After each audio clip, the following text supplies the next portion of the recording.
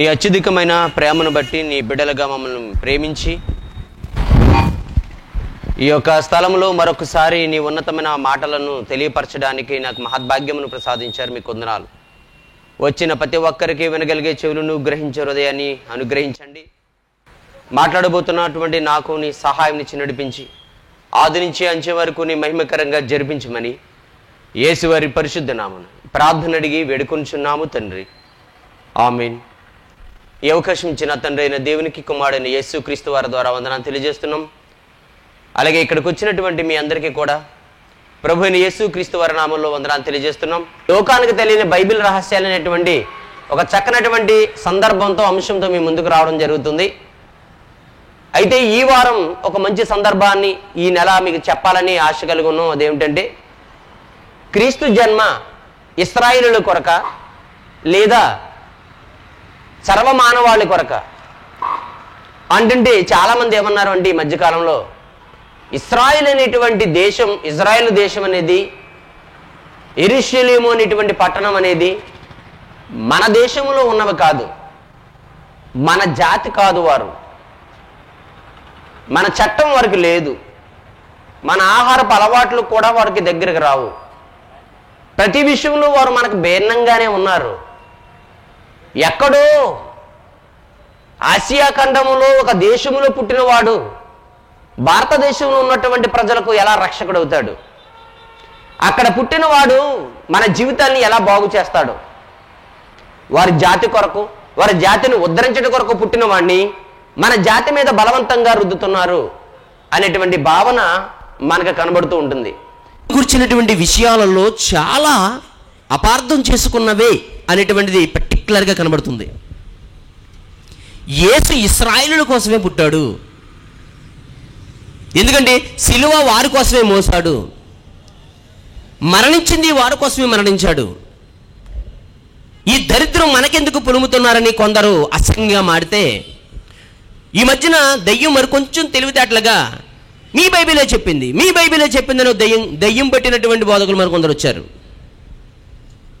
వాళ్ళని చూస్తుంటే సాతానే ఇలా శరీరం ధరించి వచ్చిందేమో అనిపిస్తూ ఉంటుంది. క్రీస్తు ఇశ్రాయేలు కోసం వచ్చాడు, మన కోసం కాదు. యేసు ఇశ్రాయేలు రక్షకుడే కానీ మీ మానవాళి రక్షకుడు కాదు. గనక యేసుక్రీస్తు వారిని నిజమైన దేవుడని, యేసుక్రీస్తు వారు దేవుడు పంపిన ప్రవక్త అని, మానవాళి కోసం ప్రాణం పెట్టాడని అనడం దైవ దోషణే అవుతుంది అని లేఖనాలు చెప్తున్నాయి. మత్తయి సువార్తలో ఎలా ఉంది, యెషయా గ్రంథంలో అలా ఉంది అని రిఫరెన్స్ల గారడీ చేసి క్రైస్తవ్యాన్ని మోసపరుస్తున్నారు. ఎక్కడో ఉన్నటువంటి క్రీస్తుని మనం ఎందుకు పులుముకోవాలి, మనం ఎందుకు తెచ్చుకోవాలి, మనకెందుకు బాధ? మీరు గమనిస్తే జాతిని ఉద్దేశించేవాడు, జాతిని ఉద్ధరించాలనుకున్నవాడు ఎక్కడో ఒక చోట పుడతాడు, అక్కడ నుండే తన ప్రయత్నం మొదలు పెడతాడు, తన పరిసరాల్లో జరుగుతున్నటువంటి అన్యాయాల్ని ఖండిస్తాడు. అది మానవాళికి ఆదర్శప్రాయంగా తీసుకుంటారు. ఉదాహరణకి మన ముందున్నటువంటి డాక్టర్ బిఆర్ అంబేద్కర్ మన రాష్ట్రానికి చెందినవాడు కాదు, మన జిల్లాకు సంబంధించిన వాడు కాదు, మన గ్రామంలోనూ పుట్టలేదు. అయితే ఆయన మన నాయకుడిగా ఎందుకు అనుకుంటున్నాం? జాతీయ నాయకుడు అన్నారు. ఇది ఒక కులానికి ఒక నాయకుడు కాదు.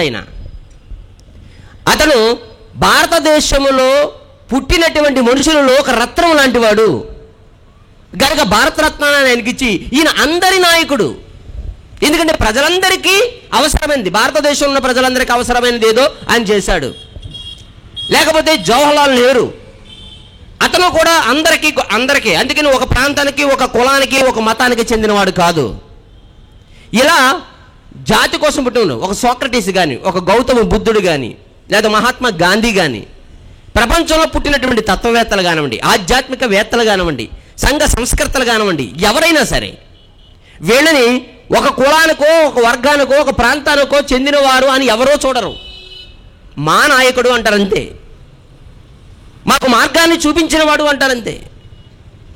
ఎలా అంటే, ఒక సెల్ ఫోన్ కనిపెట్టుకున్నదే తన భార్య కోసమో, తన భర్త కోసమో, తన పిల్లల కోసమో కాదు, మానవాళి కొరకు. అందుకు సెల్ ఫోన్ కనిపెట్టిన వాడు అందరికీ ఉపయోగం ఉండాలని దాన్ని కనిపెట్టాడు అనమాట. ఇలా సమాజానికి ఉపయోగపడి ఏ వస్తువు కనిపెట్టినటువంటి శాస్త్రవేత్తనైనా. అందుకే డార్విన్ మన దేశస్థుడు కాదు, లేకపోతే ఐజాక్ న్యూటన్ మన రాష్ట్రానికి చెందినవాడు కాదు. అయినప్పటికీ మన స్కూల్ పాఠాల్లోనూ స్కూల్లో ఫోటోల మీద వారి ఫోటోలే కనబడుతూ ఉంటాయి, వారు చెప్పిన స్లోగన్సే గోళ్ల మీద కనబడుతూ ఉంటాయి. వాళ్ళు మన దేశస్థులు కాకపోయినా మన శాస్త్రవేత్తలు అని చెప్పుకుంటున్నారు. ఎందుకంటే మానవ జాతికి ఉపయోగపడే ప్రయోగాలు వాళ్ళు చేశారు కనుక. గాంధీజీ మన దేశానికి మన రాష్ట్రానికి చెందినవాడు కాదు, మన భాష రాదు, అయినా మన జాతికి పిత అంటున్నాం. గాంధీజీ తాత అని పిల్లలు పిలుస్తున్నారు. ఆయన అంటే మనకిష్టం. ఎక్కడో పుట్టినవాడైనా నోటి మీద ఆయన ఫోటోని వేసి మనం గౌరవిస్తున్నాం. గాంధీ జయంతి వస్తే ఆయన పువ్వుల దండేసి నమస్కారం చేస్తున్నాం. మన భాష కాని వాడిని, మన జాతి కాని వాడిని, లేదా మనం ఎవరో కాని వాడిని మనం మానవాడని చాలామందిని గురించి మనం చెప్పుకుంటున్నప్పుడు యేసు జాతి కోసం చనిపోలేదంటారా? జాతి కోసం ఆయన మాటలు కాదంటారా?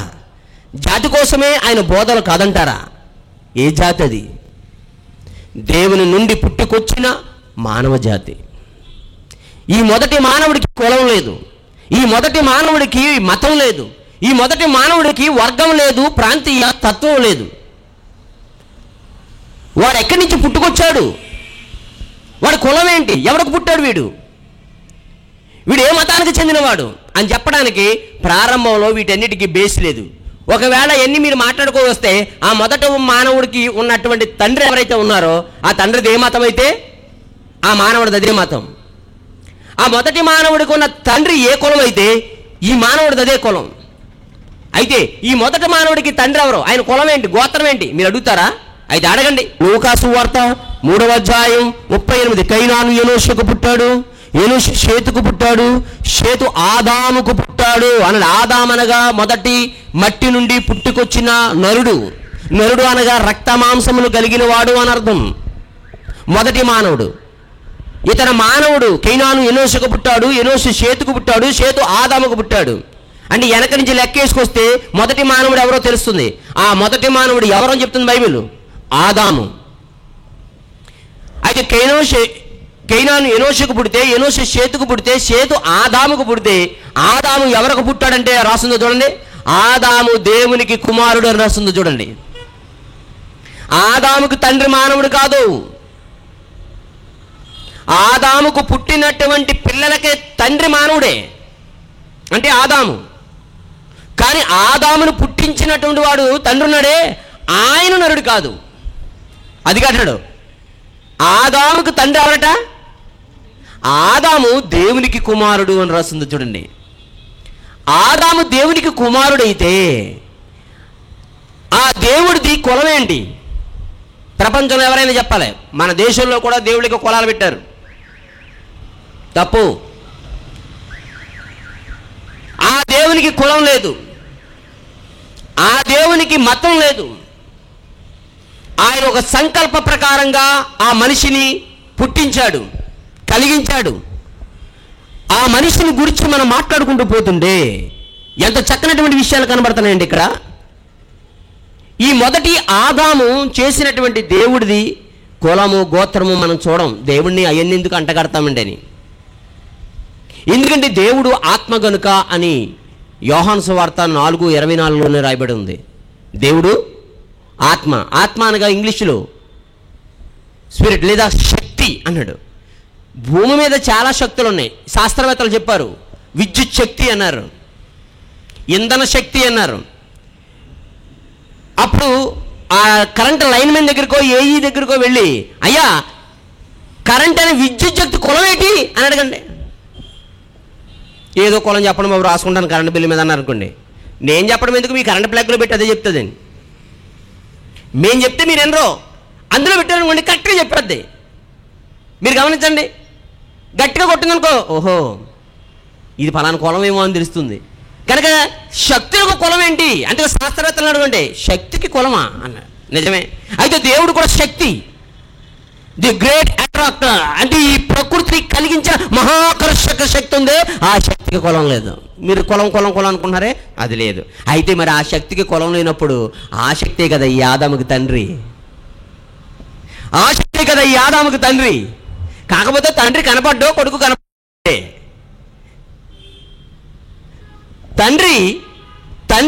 తండ్రి అనేటువంటి శక్తి అద్భుతమైన వాడు, అదృశ్య రూపుడు.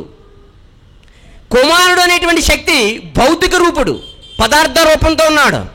పదార్థ రూపంతో ఉన్నవాడు కనబడతాడు, పదార్థ రూపం లేని వాడికి కనపడడం. అలాగని లేడనకండి. అందుకే చెప్పాను నేను, ఫ్యాన్లోకి వచ్చి ఫ్యాన్ అని తిప్పుతుంది కరెంటే, ఫ్రిడ్జ్లోకి వెళ్ళి చల్లనిటి నీళ్ళిచ్చేది కరెంటే, ఏసీలోకి వెళ్ళి చల్లని గాలి ఇచ్చేది కరెంటే, పప్పు రుబ్బే గ్రైండర్లోకి వచ్చేది కరెంటే. అలాగని పప్పు రుబ్బుతుంది కనుక కరెంటు గ్రైండర్ కాదు, చల్లనీళ్ళు వస్తుంది కనుక ఫ్రిడ్జ్ కాదు, గాలి ఇస్తుంది కనుక గాలి కాదు. మరెవరు? అది కంటికి కనిపించదు కానీ ఉన్నానని చెప్తుంది. ఇక ఇవన్నీ చెప్తుంది కరెంట్ అని అంటే ప్లగ్ లేనట్టు చెప్పేసుకోవడం ఏంటంటే కరెక్ట్గా చెప్పేస్తుంది ఇంకా నేను ఉన్నాను అని. భౌతికమైన రూపాలే ఉన్నాయి, ఆత్మ రూపాలు లేవంటుంది. ఏది? మానవవాదం, దానినే నాస్తికవాదం. భౌతికవాదులు, ప్రకృతి సంబంధులు ఇలా చెప్తున్నప్పుడు వీళ్ళకి కనిపించనివి లేవు అన్నాడు. మరి కనిపించడం లేనప్పుడు ఫ్యాన్ తిప్పుతుంది ఎవరు? నువ్వా? కరెక్ట్గా రోజు బెడ్ మీద పడుకుని తిప్పుకుంటున్నావు ఏంటి ఇలా? మీరు గమనించండి, నువ్వు స్విచ్ చేసి ఉంచావు, ఎప్పుడు పోయిందో కరెంటు, ఫ్యాన్ ఆగిపోయింది, నువ్వు వేయకుండానే నీ ప్రమేయం లేకుండానే కరెంట్ రాగానే తిరిగేస్తుంది. ఇదే ఫ్యాన్ ఎవరేశారండి? కరెంట్ వచ్చిందండి అని. కరెంట్ వచ్చిందా? నాకేం కనపడతలేదండి. కరెంట్ రావడం పోవడం వస్తువుల యొక్క కదలికల వల్లే తెలుస్తుంది తప్ప అది వచ్చింది పోయింది అనేది ఎవరికీ తెలియదు. దేవుడు కూడా అంతే, తన ఉనికిని చెప్తాడే తప్ప తన రూపాన్ని మనిషికి చూపించడు. ఎందుకంటే ఆయన అదృశ్య రూపం అయితే నువ్వు భౌతిక రూపం. నీ రూపాన్ని బట్టి ఆయన ఉన్నాడని తెలుసుకోవాలి. నువ్వు ఉన్నావంటే ఆయన ఉన్నట్టే లెక్క, నువ్వే లేకపోతే ఆయన లేడు అనేది మనం ఎంత నిత్య సత్యమో, నువ్వు ఉన్నావంటే ఆయన ఉన్నాడనే. అలాంటి ఈ లోకములో పుట్టినటువంటి ఆ మానవుడికి తండ్రి దేవుడు.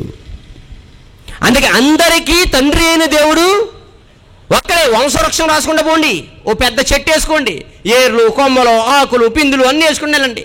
అవన్నిటికీ భాగాలు విభజించుకుంటూ పోతే ఒక కాండం, ఒక కాండాన్ని విభజించుకుంటూ పోతే వేరు, వేరు పోతే విత్తనం.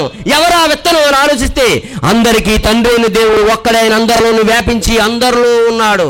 అందరిలో ఉన్నవాడు ఈరోజు నీలోనూ ఉన్నాడు. నీలో ఉన్నవాడే ఆనాడు ఆదాములో ఉన్నాడు. ఆదాములోకి వచ్చాడు అంటే అతను దేవుని నుండి వచ్చిన వాడినే లెక్క. ఆ ఆదాములో నుండి వచ్చినటువంటి ఆదాములోకి వచ్చినటువంటి దేవుడు అంశ ఏదైతే ఉందో అది లోకములో తిరుగుతూ ఎంతమందిగా ఇది దేశాలుగా విడిపోయింది. అయితే మరి మానవుని రక్షించాలంటే ఏ జాతిలో పుట్టాలి, ఏ కులంలో పుట్టాలి, ఏ వర్గంలో పుట్టాలి, ఏ ప్రాంతంలో పుట్టాలి? దీనికి బేస్ కావాలి. మన భారతదేశంలో చాలామంది యేసుక్రీస్తు వారు మన దేవుడు కాదు, మన దేశానికి సంబంధించిన వాడు కాదని. తెలుగు వాళ్ళు ఇక్కడి నుంచి వెళ్ళిపోండి, హైదరాబాద్ కాల్ చేసి వెళ్ళిపోండి, ఇక్కడ ఉన్నారా చంపేస్తానని కేసీఆర్ హుకుం జారీ చేసినప్పుడు ఎవరేం చేయగలిగాడు?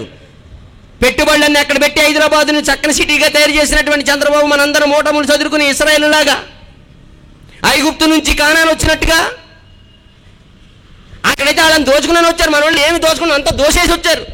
వాళ్ళకి ఇచ్చేసి బంజారు భూములన్నింటినీ ఇప్పుడు ఇల్లు కట్టుకుందాం, మాకు డబ్బులు లేవు అని ఈయనట్టున్నాడు. చూసారో లేదో? ఆనాడు ఐగుప్తు నుండి ఎలాగొచ్చామో హైదరాబాద్ నుంచి అలాగే వచ్చాం. ఒక తెలుగోడిని మీరు మా ప్రాంతం కాదు అని అన్నప్పుడు మళ్ళీ తెలుగు రాష్ట్రాలని ఎలా అనుకుంటున్నాం మనం? ఎలా మాట్లాడుకుంటున్నాం మనం? తెలుగు మాట్లాడే కేసీఆర్ తెలుగు వాళ్ళంటే గౌరవం లేదా? హైదరాబాదు తెలుగు వాళ్ళకి సంబంధించింది కాదా అంటే ఎందుకు కాదు? భారతదేశం నా మాతృభూమి, భారతీయులందరూ కేసీఆర్ కాదన్నాడే. ఏం చేయగలిగారు మీరు? ఏం చేయగలిగారు? ఇప్పుడు కలిసి ఉందాం అంటున్నాడే. మనం పొమ్మన్నాం. ఇది యాకోబు యాషవులు గొడవలాగా ఉంది. వాళ్ళిద్దరు యాకోబు యాషవునండి, మన ఇద్దరు ముఖ్యమంత్రులను. యాకోబు యాషవు మీరు ఆలోచించండి. ఒకళ్ళు జాగ్రత్తతో అమ్మేసుకున్న వాళ్ళు, ఒకళ్ళు మోసం చేసిన వాళ్ళు. ఇలాంటి మోసగాళ్ళ లోకములో బతుకుతున్న మనమే వీళ్ళ నాయకుడు వీడు నాయకుడు అని చెప్పుకుంటున్నప్పుడు ఈ సమాజాన్ని రక్షించడానికి వచ్చినటువంటి ఏ ప్రాంతం వాడైనా ఫ్రీడమ్ ఫైటర్స్ అని చెప్పి స్వతంత్రం కోసం పోరాడారని చెప్పారు.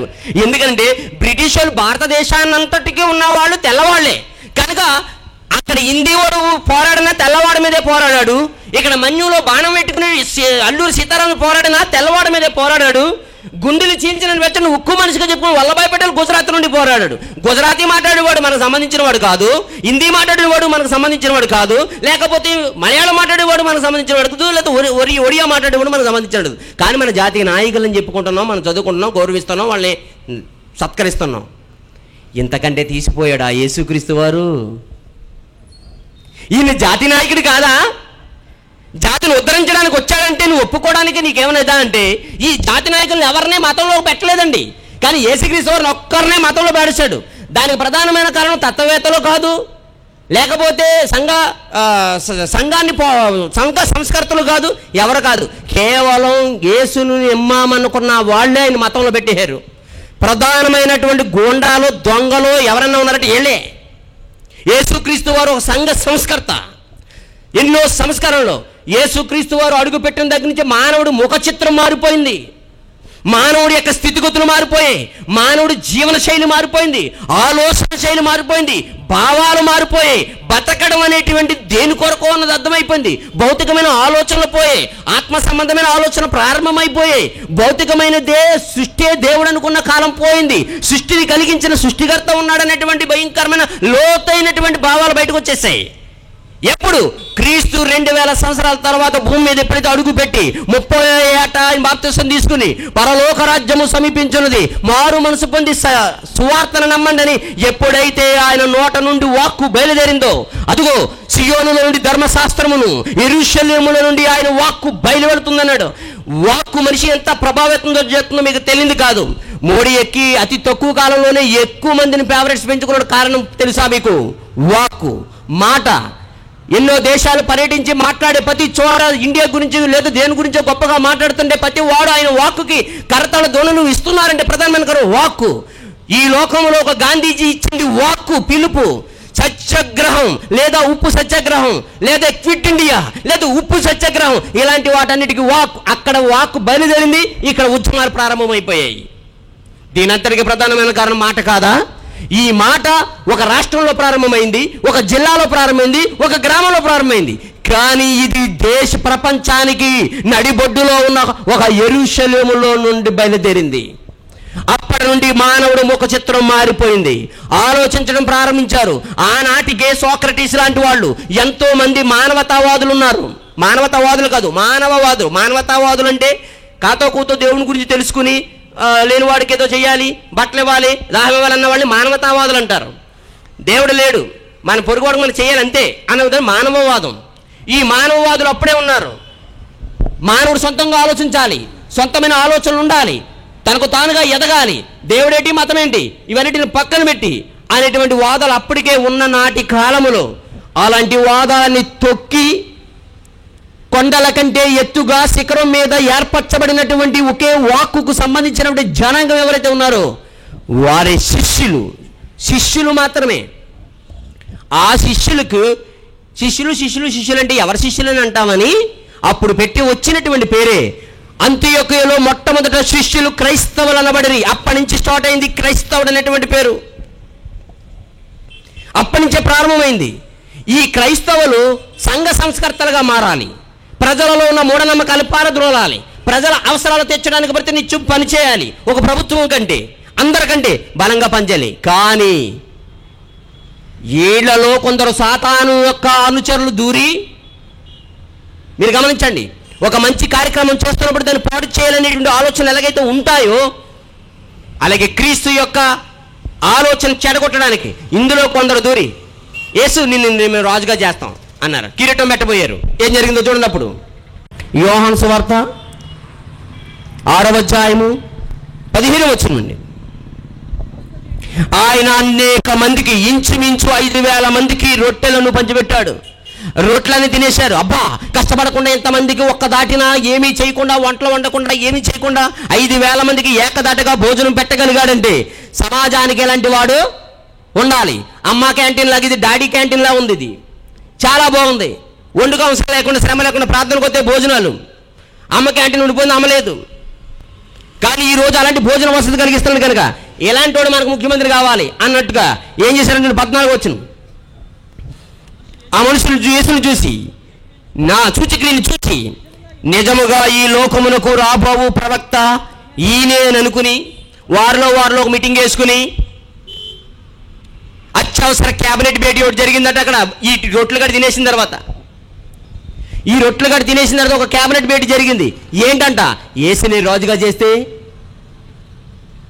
పేదరికం అనేది ఉండదు, ఎవరికి పనులకు వెళ్ళవసరం లేదు, రోజు బ్రష్ చేసుకుని వచ్చేస్తే చాలు. యేసు ఎక్కడ మీటింగ్ పెడితే అక్కడ మనం ఏమయ్యా భోజనం పెట్టాలని అనుకోదు, మన ఆకలి చేసుకుని ఆయన టైంకి ఏం పెట్టేస్తాడు, భోజనం పెట్టేస్తాడు, చాలా హ్యాపీగా ఉంటుంది. ఇంక ఇక్కడే పిల్లలు కనేయచ్చు, ఇక్కడ ఏమైనా అవసరం అయితే చుట్టుపక్కల పాకలే చేసుకోవచ్చు. ఏదో రోజు ఇక్కడ చూస్తుంటే ఈ గ్రామానికి యేసు క్రీస్తు వారి పురం లేదా పట్టణం అని ఏదో వచ్చేది, ఇక్కడ యేసునగర్ పెట్టేసుకుంటారండి. మన వాళ్ళు అంత ఎంత పిచ్చోళ్ళు కాదు, వాళ్ళ బాగు కోసం ఎదుటోనైనా తొక్కేస్తారు. అదిగో అప్పుడు ఏం చేశారని చూడండి, 15 వచనం. రాజుగా చేయుటకు వారు వచ్చి తన్ను బలవంతంగా పట్టుకొనబోచున్నారని యేసు ఎరిగి మరలా ఒంటరిగా వెళ్ళిపోయాడు. ప్రజల మధ్య ఉంటుంటే భయం వేసేస్తుంది దానికి. మనుషులను గురించి జాగ్రత్త పడుడే. వాక్యం చెప్పినంతసేపు బాగానే ఉంటుంది, ఎందుకంటే ఈయనే మాట్లాడతాడు కనుక. వాక్యం చెప్పిన తర్వాత ఈయన జనాలు ఉండేవాడు కదా, భయం వేసి వీళ్ళు ఏ ఆలోచనతో ఉంటారో తెలీదు. ఒంటరిగా వెళ్ళిపోయాడంటే ఇప్పుడు ఇక్కడ కానీ ఉన్నాడంటే ఏం చేస్తారు, రాజుని చేసేస్తారు. రాజుని ఎవడైనా రాజుని చేస్తారేటండి. అలా యేసుక్రీస్తు అయ్యో అంత చక్కని అవకాశం ఎందుకు పోగొట్టుకున్నాడని అనుకోవచ్చు. వీళ్ళెవడని రాజుని చేయడానికి, వీళ్ళే కానీ రాజుని చేస్తే వీళ్ళకి ఇష్టం లేదు దింపేస్తారు. అదే దేవుడే రాజుని చేశాడు అనుకోండి, వీళ్ళు దింపినా అవసరం ఉండదు, చచ్చినట్టు పడి ఉండాలి, అంతే కదండి. వీళ్ళకి ఇష్టం ఉంటే సీఎం, లేకపోతే ఇంకేమీ లేదు, తీసి పడి అవతల పడేస్తుంటుంది. మనుషుల చేత నాయకులకి ఎంచబడితే అంతేనండి బాబు, గడిగంట నూరేళ్ళు అవసరం ఉంటుంది. అయితే దేవుడు ఏం చేశాడండి, యూదుల రాజుగా పుట్టినాడు. ఎలా పుట్టాడు, పుట్టడమే రాజుగా పుట్టాడు. తండ్రి అభిషేకం ప్రతిష్ఠ చేసి లోకంకి పంపిన వానితో దేవదోషం చేస్తున్నామని చెప్తారా అని యేసే అన్నాడు. యేసుని దేవుడు ప్రతిష్ఠ చేసి పంపాడు ఈ లోకానికి. నువ్వెవరవయ్యా మళ్ళీ రాజుని చేతకి వెళ్ళిపోయాడు. ఇది మానవుడి యొక్క ఆలోచన శైలి. అందుకే ప్రియమైన దేని వలన ఈ చిట్ట చివరి దినాలలో క్రీస్తు కోసం జరుగుతున్నటువంటి భయంకరమైన పోరాటం ఏంటంటే, యేసుని ఎట్టి పరిస్థితుల్లో రాజుగా ఒప్పుకోవడానికి వీల్లేదు. యేసు మన జాతి నాయకుడు కాదనని వీళ్ళందరూ కలిసి చుట్టూ వెనకాల తిరుగుతున్నారే, వీళ్ళు చాలా ఎక్కువ చేస్తూ ఉంటారండి. వీళ్ళే సమానం చేస్తుంటారు, వీళ్ళు దాంట్లో వేసేస్తూ ఉంటారు, వీళ్ళు చేస్తారు, కిందేసి వీళ్ళు దొక్కేస్తారు. ఏమండి, వెనక ముందు ఓ ఆర్భాటం హంగు చేసేసి చివరికి తొక్కేసి వీడు మంచోడు కాదు, వీడు అలాంటోడు, వీడి దయ్యం పట్టింది, లేదా ఇది పట్టింది, లేదా అది పట్టింది అని విమర్శలు గుప్పం చేసేది వీళ్ళే. అందుకే మనుషులు మిమ్మల్ని పొగిడినప్పుడు మీకు శ్రమ అన్నాడు. అని తెలుసుండి ఎందుకు ఇలాంటి పని చేసుకుంటున్నావు, నీ చుట్టూ చేరేవారు నీ కొంప ముంచేస్తారు. అందుకే దైవభక్తి విషయంలో ఆయన విశ్వాసాలుగానే ఉంచు, నువ్వు దైవజనుడిగానే ఉండు, దేవునికి మాత్రమే ఘనత కలిగేలా జీవించు. నీకు ఘనత కలిగించేలాగా ఈ పక్కన భజన బ్యాచ్ ఏమైనా చేరారా, నీకు ఏదో రకం అగ్రతలు వెలిగించేస్తారు అని మాత్రం గమనించు. అటుపండు 2 అగ్రతలు అంతే. ఈ లోకము అలాంటిదే. యేసుక్రీస్తు వారు వెనకాల తిరిగి ఈరోజు సంఘం అని పేరు చెప్పి దానికి చర్చ్ అని చెప్పి ఆరాధనలు చేసి పూజలు చేసి దొర్లిచ్చి సంఘ సంస్కర్తని జాతి నాయకుడిని మత నాయకుడిని చేశారు కదండి. వీళ్ళంతా సంఘ సంస్కర్తని మత నాయకుడిని చేశారు కదండి. ఆయన మత నాయకుడిని అనటం లేదే. ఏ దేవుడు ధర్మశాస్త్రాన్ని ఇచ్చాడు, ఈయన రాజ్యాంగాన్ని ఇచ్చాడు. రాజ్యాంగాన్ని ఇచ్చిన వాడు జాతి నాయకుడు అయ్యాడు, ధర్మశాస్త్రం ఇచ్చిన వాడు మత నాయకుడు అయ్యాడు. ఎంత దారుణం. ఈ మనిషి మంచోడు కాదు. ఆ మతంలో మీరు పెట్టారు కనుక కదా ఈరోజు యేసుక్రీస్తు నమ్మడం లేదు. ఆ మతంలో చేసి పక్కన పెట్టు, అద్భుతమండి యేసు లైఫ్. ఏది నీ సంఘంలో యేసుక్రీస్తు కదా పక్కన పెట్టి మాకు సంబంధించినవాడు కాదను వెంటనే యేసుని స్వీకరించే వారు కోకొలుగా ఉంటారు. నీ దరిద్రపు ఆలోచనలు కదా యేసుని ఈరోజు మత నాయకుడిగా ప్రచారింపజేసింది. మత నాయకుడైతే ఒక ప్రాంతానికి చెందినవాడు అవుతూ ఉంటాడు, జాతి నాయకుడైతే సర్వ మానవాళికి నాయకుడు అవుతాడు. అయితే యేసు సర్వ మానవాళికి నాయకుడా లేదా ఇశ్రాయేలుకే నాయకుడా? అటు ఇశ్రాయేల్ అడిగితే మాకేం రాజు కాదు అని వాళ్ళు ఎప్పుడో తేల్చి చెప్పేశారు. యేసు బ్రతుకుండగానే చెప్పేశారు వాళ్ళు, యేసు మీకోసం పుట్టాడు, మా కోసం ఏం పట్టలేదు. మీ రాజా అంటే పిలాతు మా రాజు కాదు, మా కైసరే రాజా నానాడే తేల్చి చెప్పేశారు వాళ్ళు. యేసు మా రాజుగా మేము ఒప్పుకోము, మాకు కాదు అనేసారు కనుక వాళ్ళు మా రాజు కాదు అని వాళ్ళు అనేసారు. మళ్ళీ మీరు వెళ్ళి వాళ్ళు ఒప్పుకోలేదు, మీరు వచ్చారనుకో వాళ్ళు ఏ బాంబే వేసేస్తారు, చచ్చిపోతావు నువ్వు.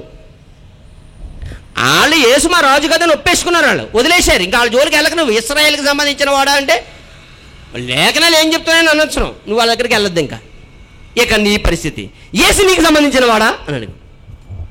యేసు నాకు సంబంధించిన వాడు కాదు అని అంటావా? అయితే యేసు నీకు ఎలా సంబంధించిన వాడు కాదో, ఆయన ఎలా జాతి నాయకుడు కాకుండా మత నాయకుడిగా మనుషులే మార్చారు, దేవుడు మార్చలేదండి.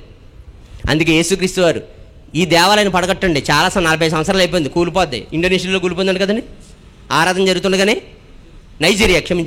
నైజీరియాలో ఆరాధన జరుగుతుండగానే ఏమైపోయింది? చర్చి కూలిపోయి 62 మంది చర్చి, 160 మంది అంతమంది మొత్తం పోయారు, భక్తులు విశ్వాసులో. ఏమండి చనిపోయారు. ఇప్పుడు గమనిస్తే చాలా సంవత్సరాలు అయిపోయింది ఈ దేవాలయం, పడగొట్టేయండి, ఇక్కడ మంచిది కడదాం.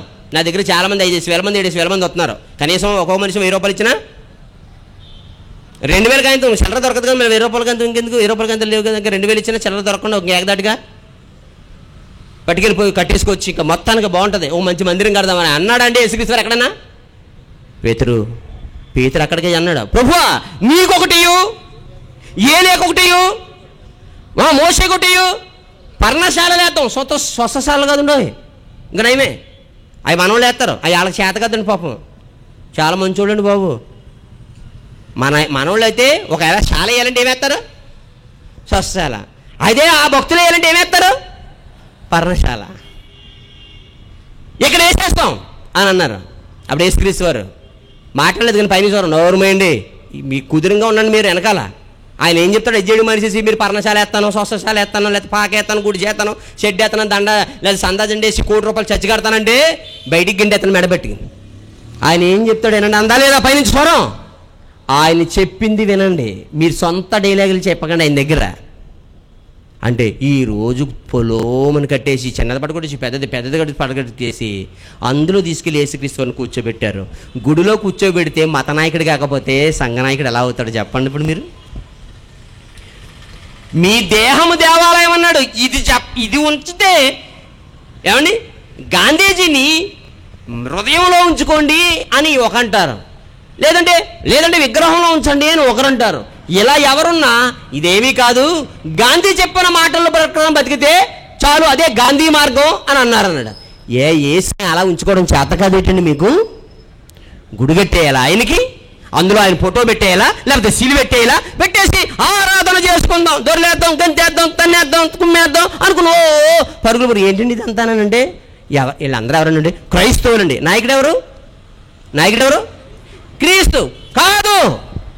ఇలా గ్రౌండ్లో డ్యాన్స్ చేసేవాళ్ళు, కుమ్మలాటలు ఆడుకునేవారు, తనులు ఆడుకునేవారు, గుళ్ళో పూజలని ఆరాధనలని చేసేటువంటి వారు ఎవరైతే ఉన్నారో వాళ్ళు ఎవరో క్రీస్తుకు సంబంధించిన వారు కాదు. ఎందుకంటే 12 మంది అపోస్తలులు ఎక్కడ ఇలా చేయలేదు. ఎందుకంటే ఆయన సంఘ సంస్కర్త, ప్రజలందరి కొరకు వచ్చాడు, ప్రజల పాపాల కోసం వచ్చాడు, మరణించాడు, చనిపోయాడు. అది మాత్రమే ఫోకస్ చేయండి, చెప్పండి, విరివిగా చెప్పండి అన్నాడు. ఒక చోట మేము కూర్చుని ఒక పెద్ద మందిరం కట్టుకుని ఒక ఆరాధన చేసుకుని దూపాలు వేసుకోవద్దా అంటే, దూపాలు మీరు ఏమి ఎక్కర్లేదు, ప్రజలందరూ మార్పు కోసం ప్రార్థన చేయండి, ప్రార్థనే ధూపంగా వస్తుంది నాకు అన్నాడు ప్రకటన గ్రంథంలో. వారి ప్రార్థన ధూపం వల్లే తండ్రి దగ్గరికి చేరుతుందట. మీరు గమనించండి, ఇది మానేసి ఎప్పుడైతే గుడి కట్టి గుడిలో క్రీస్తుని సిలువ రూపంలో కూర్చోబెట్టారో ఆయన బొమ్మ ఇలా రోడ్డు మీద కాకుండా గుడిలో ఉండిపోయింది. గుడిలో ఉన్న వాడికి విలువ ఉందా? ఇలా చక్కగా రోడ్డు మీద ఉన్నటువంటి ఆ విగ్రహం విలువ ఉందంటే ఈ యొక్క విగ్రహానికి విలువ ఉంది, కానీ యేసుకి విలువే లేదు. ఎందుకు లేదంటారా? ఆయన మత నాయకుడు ఏం చెప్పాడంటే గొంతులేమన్నాడు అంటే ఇలా కేకలేసి సమాధానం అంతా పాడు చేయమన్నాడా? నిద్ర లేకుండా ఇలా చేయమన్నాడా? ఒకలాంటి విరక్తి. దీనంతటితో యేసుక్రీస్తు వారిని పక్కన పెట్టింది వీళ్ళు. మా రాజు కాదు, మాకు సంబంధించినడు కాదని ఇశ్రాయేలు పక్కన పెట్టేశారు. ఈయన ఎవరో ఒక అనాథ, మతము ఆదరించక, ప్రజలు ఆదరించక, మేలు పొందినవారు, మేలు పొందనవారు, తెలివైన వాడు, తెలివి తక్కువవాడు, మేధావి, సంఘ సంస్కర్త, వీళ్ళందరికీ ఈయనేమీ కాడా? ఈయన మాటలు సమాజానికి ఏం ఉపయోగం కాలేదా? ఏ మనిషిని ఉన్నతమైన వాడిగా తీర్చలేదా? ఎవరో లేదా అంటే బైబిల్ దగ్గరికి వెళ్ళిపోదాం. ఏమని చెప్తుందో బైబిల్ ఏముంది? మత్తయి సువార్త 2వ అధ్యాయము, మత్తయి సువార్త 2వ అధ్యాయము 5వ వచనం 4వ వచనం నుండి చూద్దాం. జ్ఞానులు వచ్చారంటే తూర్పు దేశం నుండి, వీళ్ళు పరిశోధన చేశారు. తూర్పు దిక్కున ఒక నక్షత్రం చూస్తారు, నక్షత్రాన్ని బట్టి కనుక్కొని లెక్కలు కట్టుకుని వచ్చారు. వచ్చి హేరోదు దగ్గరికి వచ్చి అడుగుతున్నారు ఏమని. కాబట్టి యూదుల రాజుగా పుట్టినవాడు ఎక్కడున్నాడు? 2వ వచనం 2:2 యూదుల రాజుగా పుట్టినవాడు ఎక్కడ ఉన్నాడు? తూర్పు దిక్కున మేము ఆయన నక్షత్రమును చూచి ఆయన పూజింప వచ్చితమని చెప్పిరి. హేరోదు రాజు ఈ సంగతి వినినప్పుడు అతనితో కూడా యెరూషలేము వారందరూ కలవరపడిరి. కాబట్టి రాజు ప్రధాన యాజకుల ప్రజలందరూ నుండి శాస్త్రులను అందరినీ సమకూర్చి క్రీస్తు ఎక్కడ పుట్టునని అడిగాడు. అయ్యా, ఈ యూదుల రాజు ఎవరో పుడతాడని ఎవరో చెప్తున్నారు, అసలు ఇది నిజమేనా? ఒకవేళ పుడితే ఎక్కడ పుడతాడని రాసింది. మీ పుస్తకాలన్నీ ఒకసారి తెరిచి చూడండి, మీ లేఖనాలన్నీ తెరిచి చూడండి, ఎక్కడ పుడతాడో పర్టికులర్గా చెప్పండి అని హేరోదు అడిగాడు. అడిగినప్పుడు వాళ్ళు చెప్తున్నారు. అందుకు వారు యోధా దేశములో బెత్లెహేము అనేటువంటి చిన్న గ్రామంలోనే అని రాసింది చూడండి. మీరెలా చెప్తారంటే అనగా మేకా గ్రంథం 5వ అధ్యాయం 2వ వచనంలో రాయబడినటువంటి లేఖనానుసారంగా, పూర్వం రాసినటువంటి ప్రవక్తల గ్రంథానుసారంగా ఆధారాలను ఆలోచిస్తే యోధా దేశపు బెత్లెహేమా, నువ్వు యోధా ప్రధానంలో ఎంత మాత్రమును అల్పమైన దానిలో కాదు. ఇశ్రాయేలు తన ప్రజలను ఏలేవాడు అధిపతి నీలో నుండి వచ్చాను. నీలో నుండి అంటే ఏమండి? నీలో నుండి వచ్చాను. దేని ఉద్దేశించి మాట్లాడుతున్నాడు?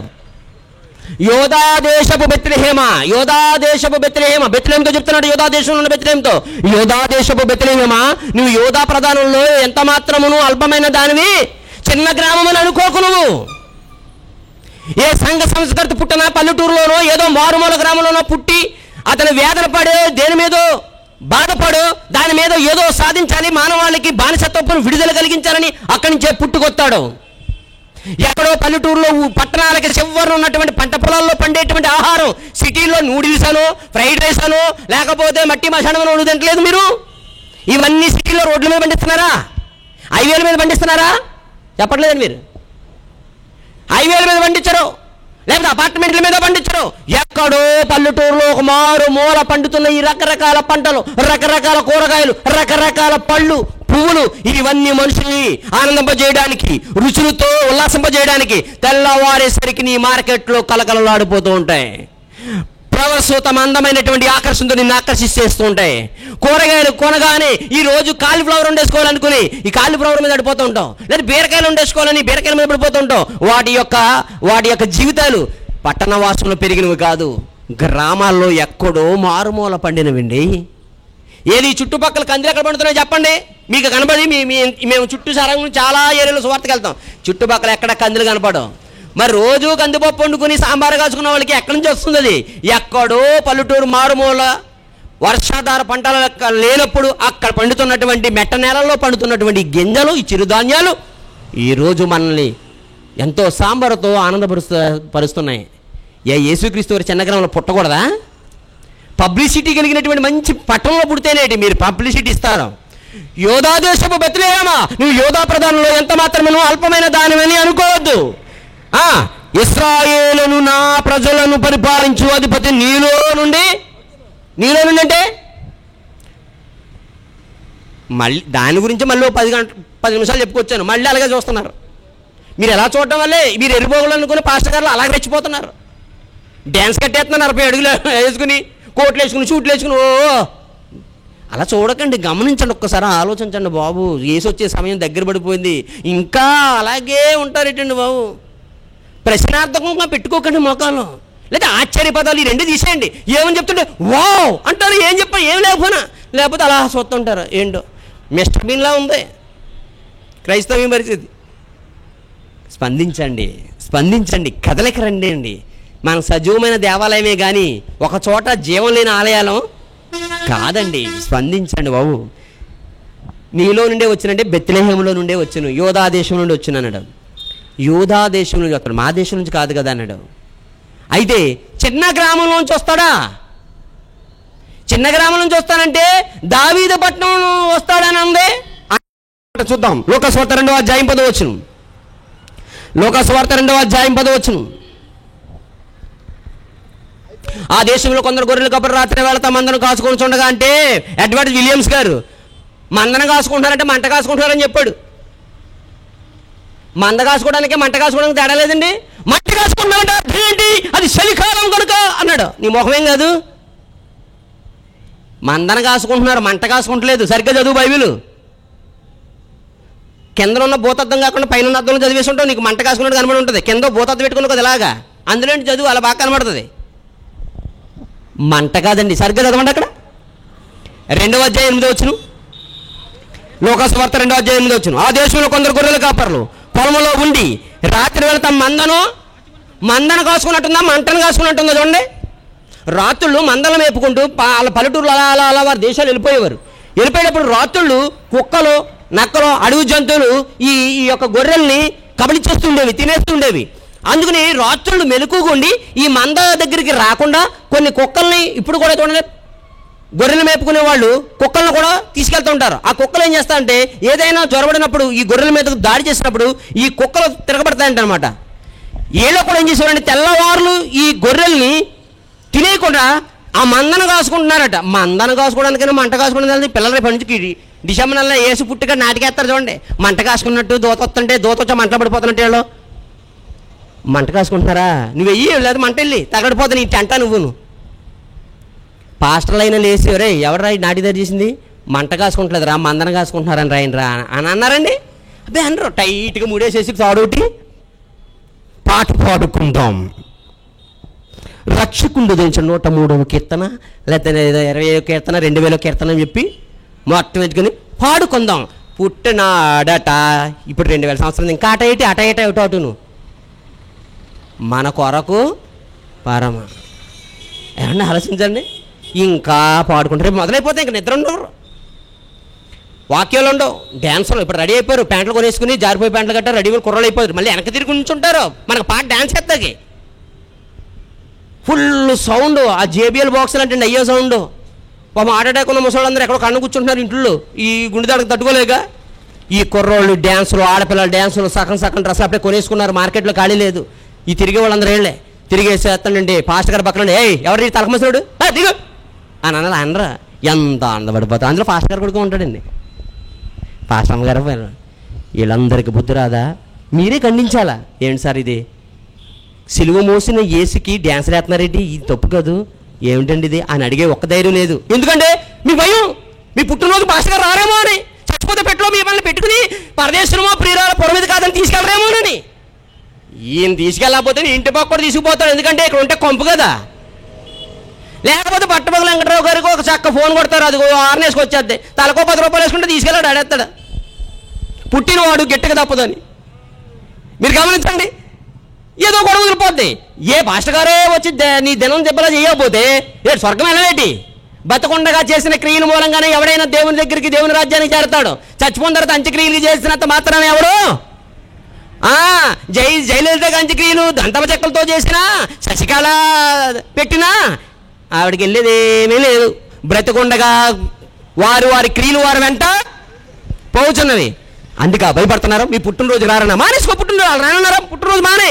నీ కొడుకునే నీ కూతురు దేవుని దగ్గర తీసుకెళ్ళి ఈ కుర్ర నాకు ఇచ్చినందుకు నీకు వందనాలు తండ్రి, వీడిని ప్రయోజకుని చేయి, పనికిమానుడిగా మారనవకు అనుకుని ప్రార్థన చేయి.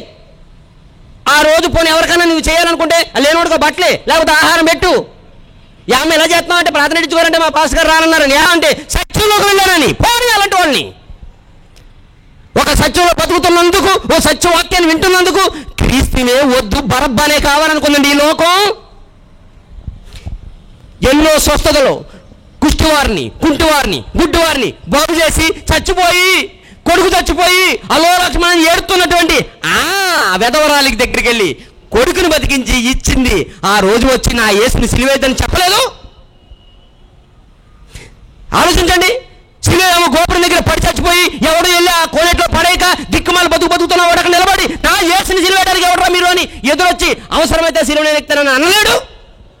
అనరా? మీరు ఇక్కడ ఎన్నో కబుర్లు చెప్తారు కానీ అసలు అయ్య గారి దగ్గర చూసేటప్పటికి మీరు ఎల్ల ఉడికిపోతుంది. సండే ఎత్తగా ఇళ్ళ ఉడికిపోతుంది దగ్గర చూసేటప్పటికి. మీరు ఇలా భయపడుతున్నారు కనుకే సత్యం మీ దగ్గరికి రావట్లేదు. అందుకే రక్షకుడు కనుమరుగైపోయే కాలం దగ్గర పడిపోయింది. ఇలా చెబుతుంటే మాకు ముద్రేసి మార్పేసి పక్కన పెడతారు. అంతే. కంపల్సరీ దగ్గర పెడతారండి ఆయన. పర్లేదు, బాగా చెప్తారు. బాబు తెగ బైబిల్ చదివేస్తాను, అందుకు నేను బాగా చెప్తాను, నీకు తెలిసిపోయింది. ఇలాంటి సర్టిఫికెట్లు మీకు వద్దు. మారే మనసు ఏమైనా ఉంటే, దేవునికి చెయ్యవలసిన పని ఏదన్నా చెయ్యాలనేటువంటి మనసు మీకుంటే మేల్కోండి, చైతన్యవంతులు కండి, మతంగా కాదు. యేసు క్రీస్తు వారి సమాజానికి ఏం చేయమన్నాడో ఆ సంఘాన్ని సంస్కరించి వెళ్ళాడో, ఆ సంస్కరించిన సంఘం సాతాను అనుసరుల చేత మళ్ళీ సంస్కరింపబడకుండా సన్మార్గంలో నడవడానికి యేసు వాక్కు అనేటువంటి ఆయుధాన్ని పట్టుకుని ముందుకు సాగిపోండి. అదో చెప్తున్నాడు చూడండి, ఏమని చెప్తున్నాడు చూడండి ఒకసారి. ఆ దూత ఏం చెప్తుందో 10వ వచనం, లోకాసువార్త 2:10. అయితే ఆ దూత భయపడొద్దు, ఇదిగో ప్రజలందరికన్నాడా, ఇశ్రాయేల్ అందరికన్నాడా? ప్రజలందరికీ కలగబోవు మహా సంతోషకరమైన సువర్తమానము నీకు తెలియపరుస్తున్నాను. ఏమిటది? దావీదు పట్టణమందు అనే పదాన్ని ఎందుకు వాడారో తెలుసా? దావీదుకి దేవుడు వాగ్దానం చేశాడు, నీ సింహాసనం మీద ఎవడో ఒకడు ఉండగా పోడు అని. అందుకే దావీదు పట్టణం అనేటువంటి పదం వాడబడింది అక్కడ. దావీదు పట్టణమందు అంటే యెరూషలేము, దావీదు కట్టించినది, అది కొండ మీద కట్టబడినటువంటి పట్టణం. దావీదు పట్టణమందు నేడు రక్షకుడు మీ కొరకు పుట్టినాడు, ఈయన ప్రభు అయిన క్రీస్తు. ప్రభు అనగా రాజు, ప్రభు అయిన క్రీస్తు అని అప్పుడే ఉటంగిస్తే వీళ్ళ రాజుగా చేస్తానని బయలుదేరారంటే బైబిల్ ఎంత బాగా అర్థమైందో ఆలోచించండి. ప్రభు అయిన క్రీస్తు, ఈయన ఇశ్రాయేల్ కోసమా ప్రజలందరి కొరకని ఉందా? ప్రజలందరికీ. సమాజానికి వివరించడం చేతకట్లేదా? యేసు ప్రజలందరికీ రాజా, కొందరికి రాజా అంటే చచ్చిపోతున్నారు. ఏమండి? అందుకే చెప్తున్నాడు చూడండి, ప్రజలందరికీ కలగబోవు ప్రజలందరూ సంతోషపడతారన్నాడు. ఆ మాటను మనం ఆలోచిస్తుంటే ఇశ్రాయేలీలు గురించి ఒక మాట రాస్తుంది, అన్యజనుల గురించి మాట ఉంది. మనం అన్యజనులు, ప్రారంభం ఇశ్రాయేలీలే, మనం అన్యజనులు. ముందు మన గురించి మాట్లాడుకుందాం, ఎందుకంటే ఇంపార్టెంట్ మనమే కనుక. తర్వాత ఇశ్రాయేల్ గురించి మాట్లాడదాం. ప్రజలందరికీ అన్నాడు కంటే ఆ ప్రజల్లో మనం కూడా ఉన్నాం. భారతదేశం ఆడుకుందాం. తర్వాత ఎన్ని దేశాలతో ఉన్నాయి, అమెరికా ఉందో లేకపోతే నైజీరియా ఉందో ఏమన్నాయో మన తర్వాత మాడుకుంటే భారతదేశం. ప్రజలందరికీ కలవు మహాసంతోషం. ఒక మనిషి సంతోషించేటువంటి విషయం చాలాసార్లు చెప్పాను. డ్వాక్రా రుణాల రద్దు అంటే ఎవరి సంతోషం? మాట్లాడతలేదు మీరు. ఇక్కడ ఎవరో డ్వాక్రా గ్రూపులో లేనట్టున్నారు, ఉన్నవాళ్ళే అందరూ. డ్వాక్రా గ్రూపులో ఉన్న లేడీస్కి ఆనందం అండి, లేని వాళ్ళకి ఏమానందం? ఇల్లు ఎవరు రాశారంట, వాంబే గృహాలు వచ్చాయంట. ఎవరు రాయించుకున్నారో వాళ్ళకి సంతోషం. కానీ ఇక్కడ అలా రాయలేదు. ఇశ్రాయేలు సంతోషపడతారు రాయలేదు, కేవలం ఇశ్రాయేలే సంతోషపడతారంటే ఇశ్రాయేల్ సంతోషపడే ఒక వార్త ఉంది. ఏంటంటే ఒక రాజు వస్తాడని, రాజ్యాన్ని స్థాపిస్తాడని, అందరినీ అందులో ఉంచుతాడని, ఆయనే వారిని పరిపాలిస్తారని వారు ఈ ఆలోచనతో చూస్తున్నారులేండి.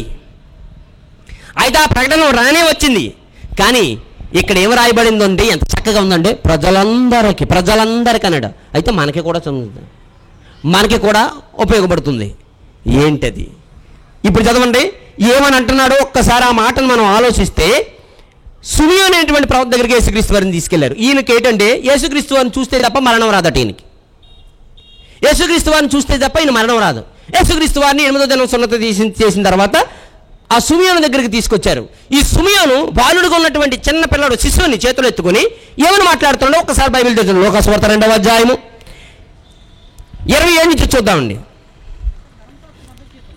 అంతటా ధర్మశాస్త్ర పద్ధతి చొప్పున ఆయన విషయమే జరిగించుటకు తల్లిదండ్రులు శిశువైన యేసుని దేవాలయంలోకి తీసుకుని వచ్చినప్పుడు అతడు తన చేతులలో ఆయనను ఎత్తుకొని దేవుని స్తుతించుచు ఇట్లా అన్నాడట. ఏమని అంటున్నాడు? నాదా ఏలివాడా, నా ఏలినవాడా. ఎవరో చేతిలో ఉన్నవాడు కాదండి, తండ్రితో మాట్లాడుతున్నాడు. నాదా, ఇప్పుడు నీ మాట చొప్పున సమాధానముతో నీ దాసును పోనిచ్చుచున్నావు. ఏంటా సమాధానం? Very good. ఇందో ఇశ్రాయేలు కోసమే పుట్టాడన్న వాడి గురించి ఒక చక్కనటువంటి మాట డైలాగ్ మాట్లాడుతున్నాడు చూడండి. ఒక ఇశ్రాయేలుడై ఉండి ఏమని? అన్యజనులకు నిన్ను బయలుపరచుటకు అన్నాడు. అదే ఇప్పుడు ఇంపార్టెంట్ విషయం, మీరు చాలా జాగ్రత్తగా వినాలి. అన్యజను ఇప్పుడు దాకా చాలా రిఫరెన్స్లతో యేసు లోకరక్షకుడా, లేకపోతే యేసు ప్రభువులకు ప్రభు కాదా, లేకపోతే యేసుక్రీస్తు వారు ప్రవక్త కాదా, యేసుక్రీస్తు వారు దేవుడు కాదా అని నిన్నటువంటి విషయాలు మాట్లాడారు. కానీ ఇప్పుడు మరో కోణంలో మనం వెళ్తున్నాం. ఏమిటంటే అది అన్యజనులకు నిన్ను బయలుపరచుటకు వెలుగుగాను, నీ ప్రజలని ఇశ్రాయేలుకు మహిమగాను, నీవు సకల ప్రజల ఎదుట సకల అంటే నానా గోత్రాలు, నానా భాషలు మాట్లాడేవాళ్ళు, నానా ప్రాంతంలో ఉన్నవాళ్ళు, నానా విషయాల్లో ఉన్నటువంటి వారు అందరూ వస్తారు. ప్రజలందరికీ ఎదుట నీ సిద్ధపరిచిన నీ రక్షణను కన్నులారా చూసాను. Very good. ఇక్కడ 2 ఉన్నాయండి, 2 పాయింట్లు. ఆ 2 పాయింట్లు నేను మాట్లాడాలనుకుంటున్నాను, విస్తరించి మాట్లాడను. ఎందుకంటే ఒక్క క్రిస్మస్లో కూడా ఈ పాయింట్ చెప్పరు. ఈ ఒక్క పాయింట్ చెప్పుంటే క్రైస్తవుడికి స్టార్ ఎందుకు వచ్చింది, చెట్టు ఎందుకు కడుతున్నారో, దానికి గ్రీటింగ్స్ ఎందుకు కడుతున్నారో, దానికి బుడగలు ఎందుకు పెడుతున్నారో, ఎందుకండి అవన్నీ? ఎందుకండి? రోమిలికి మూఢనమ్మకాల మీద విశ్వాసాలు ఎక్కువ. పచ్చన చెట్టు ఎడితే దెయ్యాలు గట్ట రావని మూఢనమ్మకం ఉంది వాళ్ళకి. వాళ్ళ దేవుడి దగ్గర పెట్టుకునేవారట, అది అట్టుకొచ్చి యేసుక్రీస్తు దగ్గర ఇట్టారు. అదే ఆ చెట్టు అంట. లేదా యేసుక్రీస్తు వారి చెట్టుకి ఇంకోనేమే యేసుక్రీస్తు పశువుల పాకెట్ వంటేశారు. వంట వచ్చిందండి అక్కడికి. చెప్పాలి ఎవరైనా బైబిల్ చదివినండి. యేసుక్రీస్తు వారు పశువుల పాక దగ్గర వంట వచ్చిందా? నేనన్నాను పశువుల పాకి ఒంటికి సంబంధం ఏంటనుకున్నాను నేను. ఏమండి? ఏం తీసుకొచ్చారు? ఎవరు వచ్చారు? గొర్రెల కాపర్లు వచ్చారు. అయితే వచ్చినప్పుడు ఏం తేవాలి? గొర్రె పిల్లలు తేవాలి. ఇది ఒంటి వచ్చింది, ఒంటి ఎవరు మేపుకున్నారు, ఒంటి ఎవరు తీసుకొచ్చారు? ఒంటి వేసుకొస్తే మాత్రం వాళ్ళు మేపుకునే వాళ్ళు ఎవరు మేపుకుంటారు దాన్ని? ఒంట్లు, పావురాలు, ఏయో చమత్కారంగా కల్పించబడినటువంటి బొమ్మలు అనమాట. ఈ చమత్కారాలు వద్దు, జాగ్రత్తగా వినాలి. అక్కడ అన్యజనులు నేను బయలుపరచడానికి వెలుగు, ఇశ్రాయేలుకు మహిమగాను. 2 రకాల. ఇశ్రాయేలుకి చెందుతాడు, అన్యజనులకి చెందుతాడు. ఇప్పుడు వినబడతాం, జాగ్రత్తగా వినాలి మీరు. ఇశ్రాయేలుకి చెందుతాడు, అన్యజనులకి చెందుతాడు. ఎలా అంటారా? ఇశ్రాయేలుకి మహిమ అంటే ఈయన పేరు, ఈయన వల్ల ఇశ్రాయేలుకి మంచి పేరు వస్తుంది, మంచి గొప్పతనం వస్తుంది. సమాజంలో ప్రపంచానికి ఇశ్రాయేలు గురించి తెలుస్తుంది, ఇశ్రాయేలు గొప్పతనం తెలుస్తుంది, ఇశ్రాయేలుకి ఈ దేవుడు ఇశ్రాయేలుకి సంబంధించిన వాడు అన్న గొప్పతనం తెలుస్తుంది. ఇక అన్యజనులకి లోకమందు దేవుడే లేక సృష్టి దేవుడు అనుకున్నటువంటి వారికి కాదు సృష్టిని కలిగించిన సృష్టికర్త ఉన్నాడు అన్నదానికి కన్ఫ్యూజ్గా ఉన్నటువంటి వారికి, క్లారిటీ లేని వారికి, వీళ్ళందరికీ అసలు దేవుడు ఎవరో, ఆయన ఎలా ఉంటాడో, ఎక్కడ ఉంటాడో, ఆయన భావాలేంటి, ఆయన ఉద్దేశాలేంటి, సంకల్పాలేంటి, ఇష్టాలేంటి, ఆయన ఎలా ప్రేమ కలిగిన వాడా, ద్వేషం కలిగిన వాడా, కోపం కలిగిన వాడా, ఉగ్రత కలిగిన వాడా ఏంటని తెలియపరచాలంటే ఒక వెలుగు రావాలి. ఇక్కడ లైట్లు ఒక్కసారిగా ఆరిపోయాయంటే ఎక్కడ స్తంభాలు ఉన్నాయి, ఎక్కడ కుర్చీలు ఉన్నాయి, ఎక్కడ ఎవరు కూర్చున్నారో ఏం కనపడదు. ఒక్కసారిగా లైటు ఆరిపోతే ఇంట్లో మంచం ఎక్కడుందో, ఎక్కడెక్కడ ఉన్నాయో, చైర్స్ ఎక్కడ ఉన్నాయో, బీరువా ఎక్కడుందో తెలియక తెలుసు దాన్ని గుద్దేసుకుని దీన్ని గుద్దేసుకుంటూ ఉంటారు మీరు ఇంట్లో. ఒక్కసారిగా కరెంటు వెలగగానే దేవుని స్తోత్రం బాబా కరెంట్ వచ్చినందుకు. అప్పుడు కనపడుతుంటే ఎక్కడెక్కడ వంట సామాగ్రి ఎక్కడుందో, బెడ్రూమ్లో వస్తువులు ఎక్కడున్నాయో అన్నీ మీకు ఎలా కనపడతాయో. దేవుడు ఎలాంటి వాడు, ఎలా ఉంటాడు, ఆయన కోపగస్తుడా, దీర్ఘశాంతుడా, ఎలాంటి వాడు తెలియాలంటే ఈ వెలుగు కంటే మరో గొప్ప వెలుగు రావాలి. ఆ వెలుగులోనే దేవుడెవరో తెలియక కొట్టుమిట్లాడుతూ సృష్టి దేవుడు అనుకున్న ప్రజలు నిజమైన దేవుని చూస్తారు, నిజమైన దేవుని అనుసరిస్తారు. కనుక అన్యజనులకు వెలుగు ఆయనే, ఇశ్రాయేలుకు మహిమ ఈయనే. అయితే అన్యజనుడు పరాయస్తులు. సంస్కరణ చేస్తే తప్ప నిజమైన దేవుడు వెలుగులోకి రాడు, సంస్కరిస్తే తప్ప దేవుని మూలంగా వచ్చే నీతి వీళ్ళకి చెందదు. అంటే ఇప్పుడు సంస్కరణ జరగాలి. సంస్కరణ అంటే ఎక్కడ జరగాలి అంటే ఎక్కడ జరగాలి? మనసులో జరగాలి. అందుకే మారు మనసు పొందండి అంటే అక్కడ జరగాలి సంస్కరణ. మారు మనసు పొందండి. అందుకే కొత్త నిబంధన బోధ దేని మీద బేసే ఉంది? మారు మనసు. ముందు మనసు మారాలి, మనసు మారాలి అన్నాడు, మనసు మారాలి అన్నాడు. ఎస్. అయితే ఇప్పుడు ఆలోచండి, అన్యజనులకు వెలుగు. అయితే అన్యజనులకు వెలుగు అంటే యేసుక్రీస్తు వారు ఏమన్నాడు ఇక్కడ? ఇదిగో ప్రజలందరికీ కలగబో మనకి ఇశ్రాయేలుకు వెలుగు. కానీ ఇశ్రాయేలును పరిపాలించే అధిపతి అన్నాడు, కానీ మమ్మల్ని పరిపాలించే అధిపతి అని లేదు కదండి ఇందాక. అని అది ఇందాక వారితో చెప్పిన మాట, ఇది ప్రజలందరితో చెప్పిన మాట. ఇప్పుడు లేఖనం చూద్దాం. యెషయా గ్రంథము 49వ అధ్యాయము 6వ వచనం చూద్దాం ప్రియమైన వాళ్ళారా. యెషయా గ్రంథము 49వ అధ్యాయము 6వ వచనం. నీవు యాకోబు గోత్రపు వారిని ఉద్ధరించు. యాకోబు గోత్రం ఎవరు? వాళ్ళు ఇశ్రాయేలీలు. నీవు యాకోబు గోత్రపు వారిని ఉద్ధరించినట్లు. ఉద్ధరణ అంటే అర్థం ఏంటి తెలుసా? ఏమని? ఉద్ధరణ.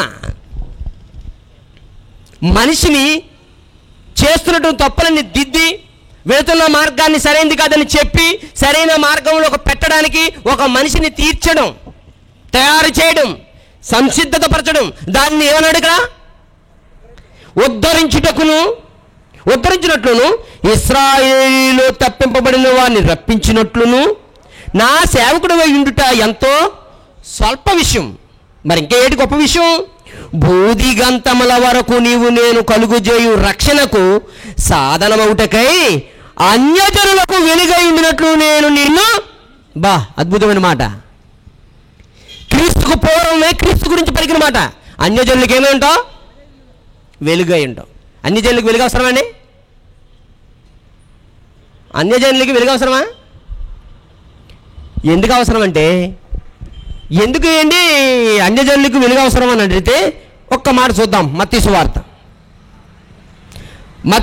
చూద్దాం. ప్రియమైన వాళ్ళారా, 4వ అధ్యాయం 12వ వచనం నుంచి చూద్దాం.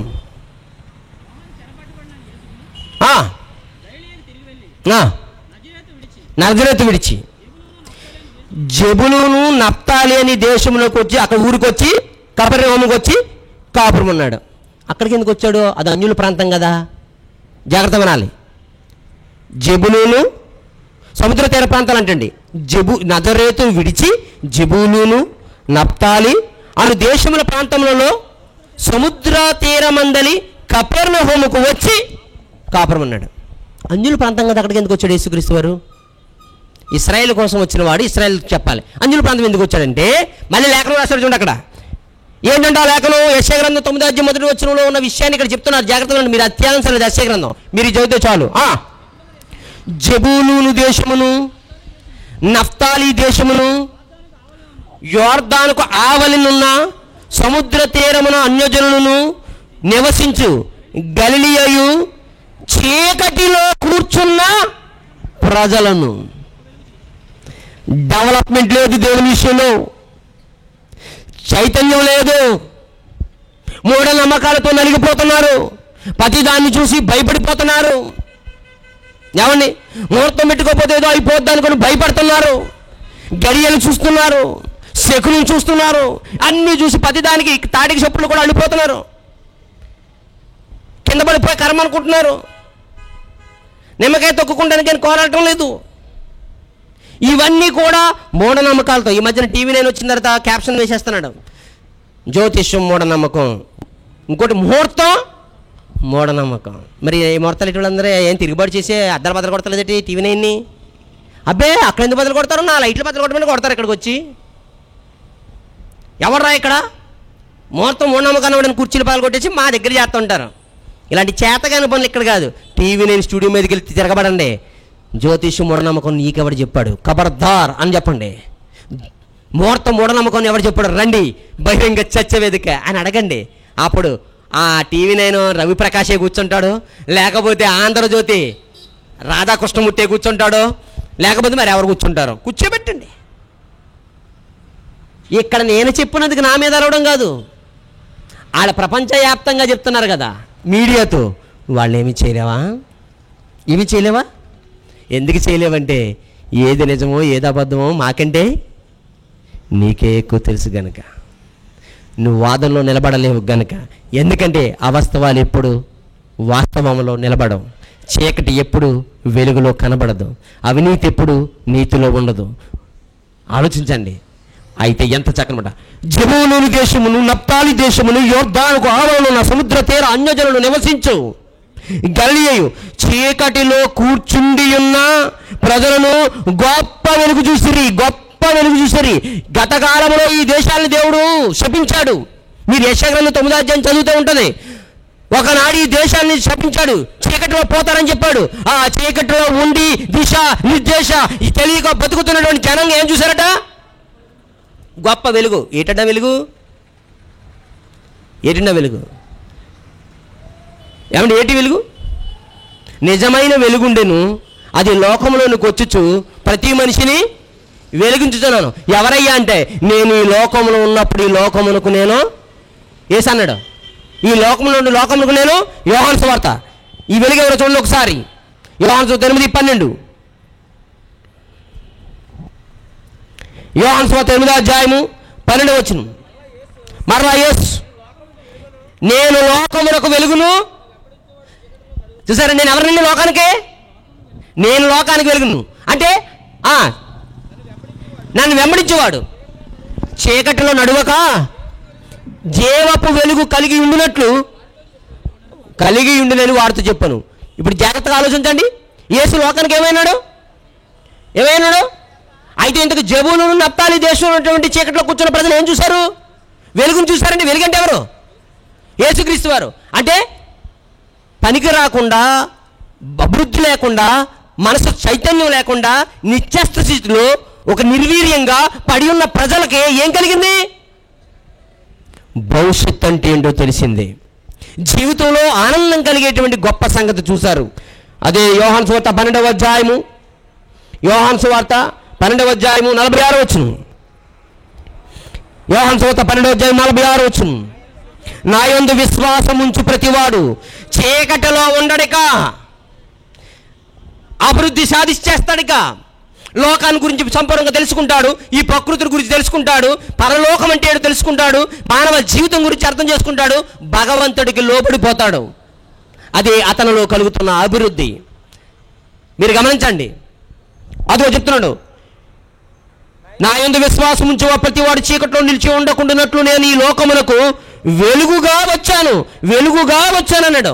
ఇప్పుడు జెబూలూను నప్తాలి దేశంలో ఉన్నటువంటి చీకటిలో కూర్చున్న ప్రజలు ఇప్పుడు రండి మత్తయి సువార్త 4వ అధ్యాయము 16 వచనం. జెబూలూను దేశంలో నప్తాలి దేశంలో యొర్దాను కావలిలో ఉన్న సముద్ర తీరపు జనులందరూ నివసించు గలిలయలో చీకటిలో కూర్చున్న ప్రజలందరూ గొప్ప వెలుగు చూచిరి. మరణ ప్రదేశములోను మరణ ఛాయ వాళ్ళ మీద ఎప్పుడు మరణమైన నేడుండిదట. అలా చావుకు తప్ప ముందు భవిష్యత్తు కనబడేది కాదు. ఎందుకు పుట్టామో ఎందుకు చేస్తున్నామో తెలియట్లేదు. పోనీ చచ్చిన తర్వాత అయినా మహాలోకం ఉంది, అక్కడ సుఖపడదామో లేకపోతే ఏదో చేద్దామంటాక ఫ్యూచర్ కనపడడం లేదు. ఎప్పుడు మరణమైన నీడల మీద అలా పడుతూ ఉండేది. ఏమన్నా ఆలోచించండి. నీడ పడుతున్నప్పుడు మొక్కలు ఎదగవండి. తెలుసండి మీకు? సూర్యరశ్మి లేకపోతే మొక్కలు ఎదగో. అందుకే నీడ పడే చోట మొక్కలు వేస్తే మొక్కలు ఎదగో. కొబ్బరి చెట్టు అని ఎంతకాలమైన మరుగుజ్జు కొబ్బరి చెట్టులో ఉంటుంది. అది మీ పిల్లలు ఎదిగిపోయి కాలేజీకి వెళ్ళిపోతారు కానీ మొక్క ఎదగదు, కాయలు కాయదు. ఇదే మొక్క నుండి మరుగుజ్జు కొబ్బరి చెట్టు అండి. సంవత్సరాలు ఎక్కువే, ముదురదండ బాబు బాగా. దీనితో ఉన్నటువంటి వేసిన చెట్లన్నీ పైకి వెళ్ళిపోతాయి, పూతలు వేసేస్తే గెలలు కాయలు దిగిపోతాయి. ఇది దిగదు. ఎందుకంటారా? దీనికి నీడ పడిపోతుంది. వీళ్ళకి మరణం అనేటువంటి నీడ పడిపోతుంది. ఎదుగుదల లేదు, జీవితంలో ఒక ఆలోచన లేదు, ఆశ లేదు. ఎందుకు అలా అయిపోతుందంటే ఏదో దేవుడిని నమ్ముతున్నాడు కానీ ఆ దేవుడు కరెక్ట్గా అనేటువంటి సమాచారం ఇవ్వడం లేదు, సరైన మార్గాన్ని చూపించడం లేదు, దిశానిర్దేశం లేదు. ఏదో నమ్మడం తప్ప, ఏదో ఉన్నాడనేటువంటి ఓ భక్తితో మొక్కడం తప్ప అసలు ఆ దేవుడు మాకు ఏం చేస్తున్నాడా, దేవుడు మాకు ఏం చెప్తున్నాడు అనే దానికోసం ఒక క్లారిటీ లేదు. ఇదే చీకటి. మరణ ఛాయలోను కూర్చుండి ఉన్న వారికి వెలుగు ఉదయించనని ప్రవక్తని యశోదార పలకబడినది నెరవేరినట్టు ఇలాగ జరిగింది. నెరవేరిందా? అదే నీడ మన మీద కూడా ఉంది. యేసు రాకముందు పరలోకం ఉందా? ఉంది. నీకు తెలుసు పరలోకమును దిగి వచ్చిన వాడు అనగా పరలోకముడు మనిషి కుమారుడు తప్ప పరలోకమునికి ఎక్కిపోయిన వాడు ఎవడును? క్లారిటీ చూడండి ఎంత బాగుందో. స్వర్గం ఉందా? ఎవడన్నా వెళ్ళాడా అంటే కూడా ఒకసారి ఆలోచించాలంటారు చాలామంది. అయ్యి బాబు, మరి ఇక్కడి నుంచి పనుడు అక్కడికి వెళ్ళాలా? ఇదేమైనా గల్ఫ్ కంట్రీస్, అక్కడ పనులు చేసుకోక ఇక్కడి నుంచి వెళ్తాం.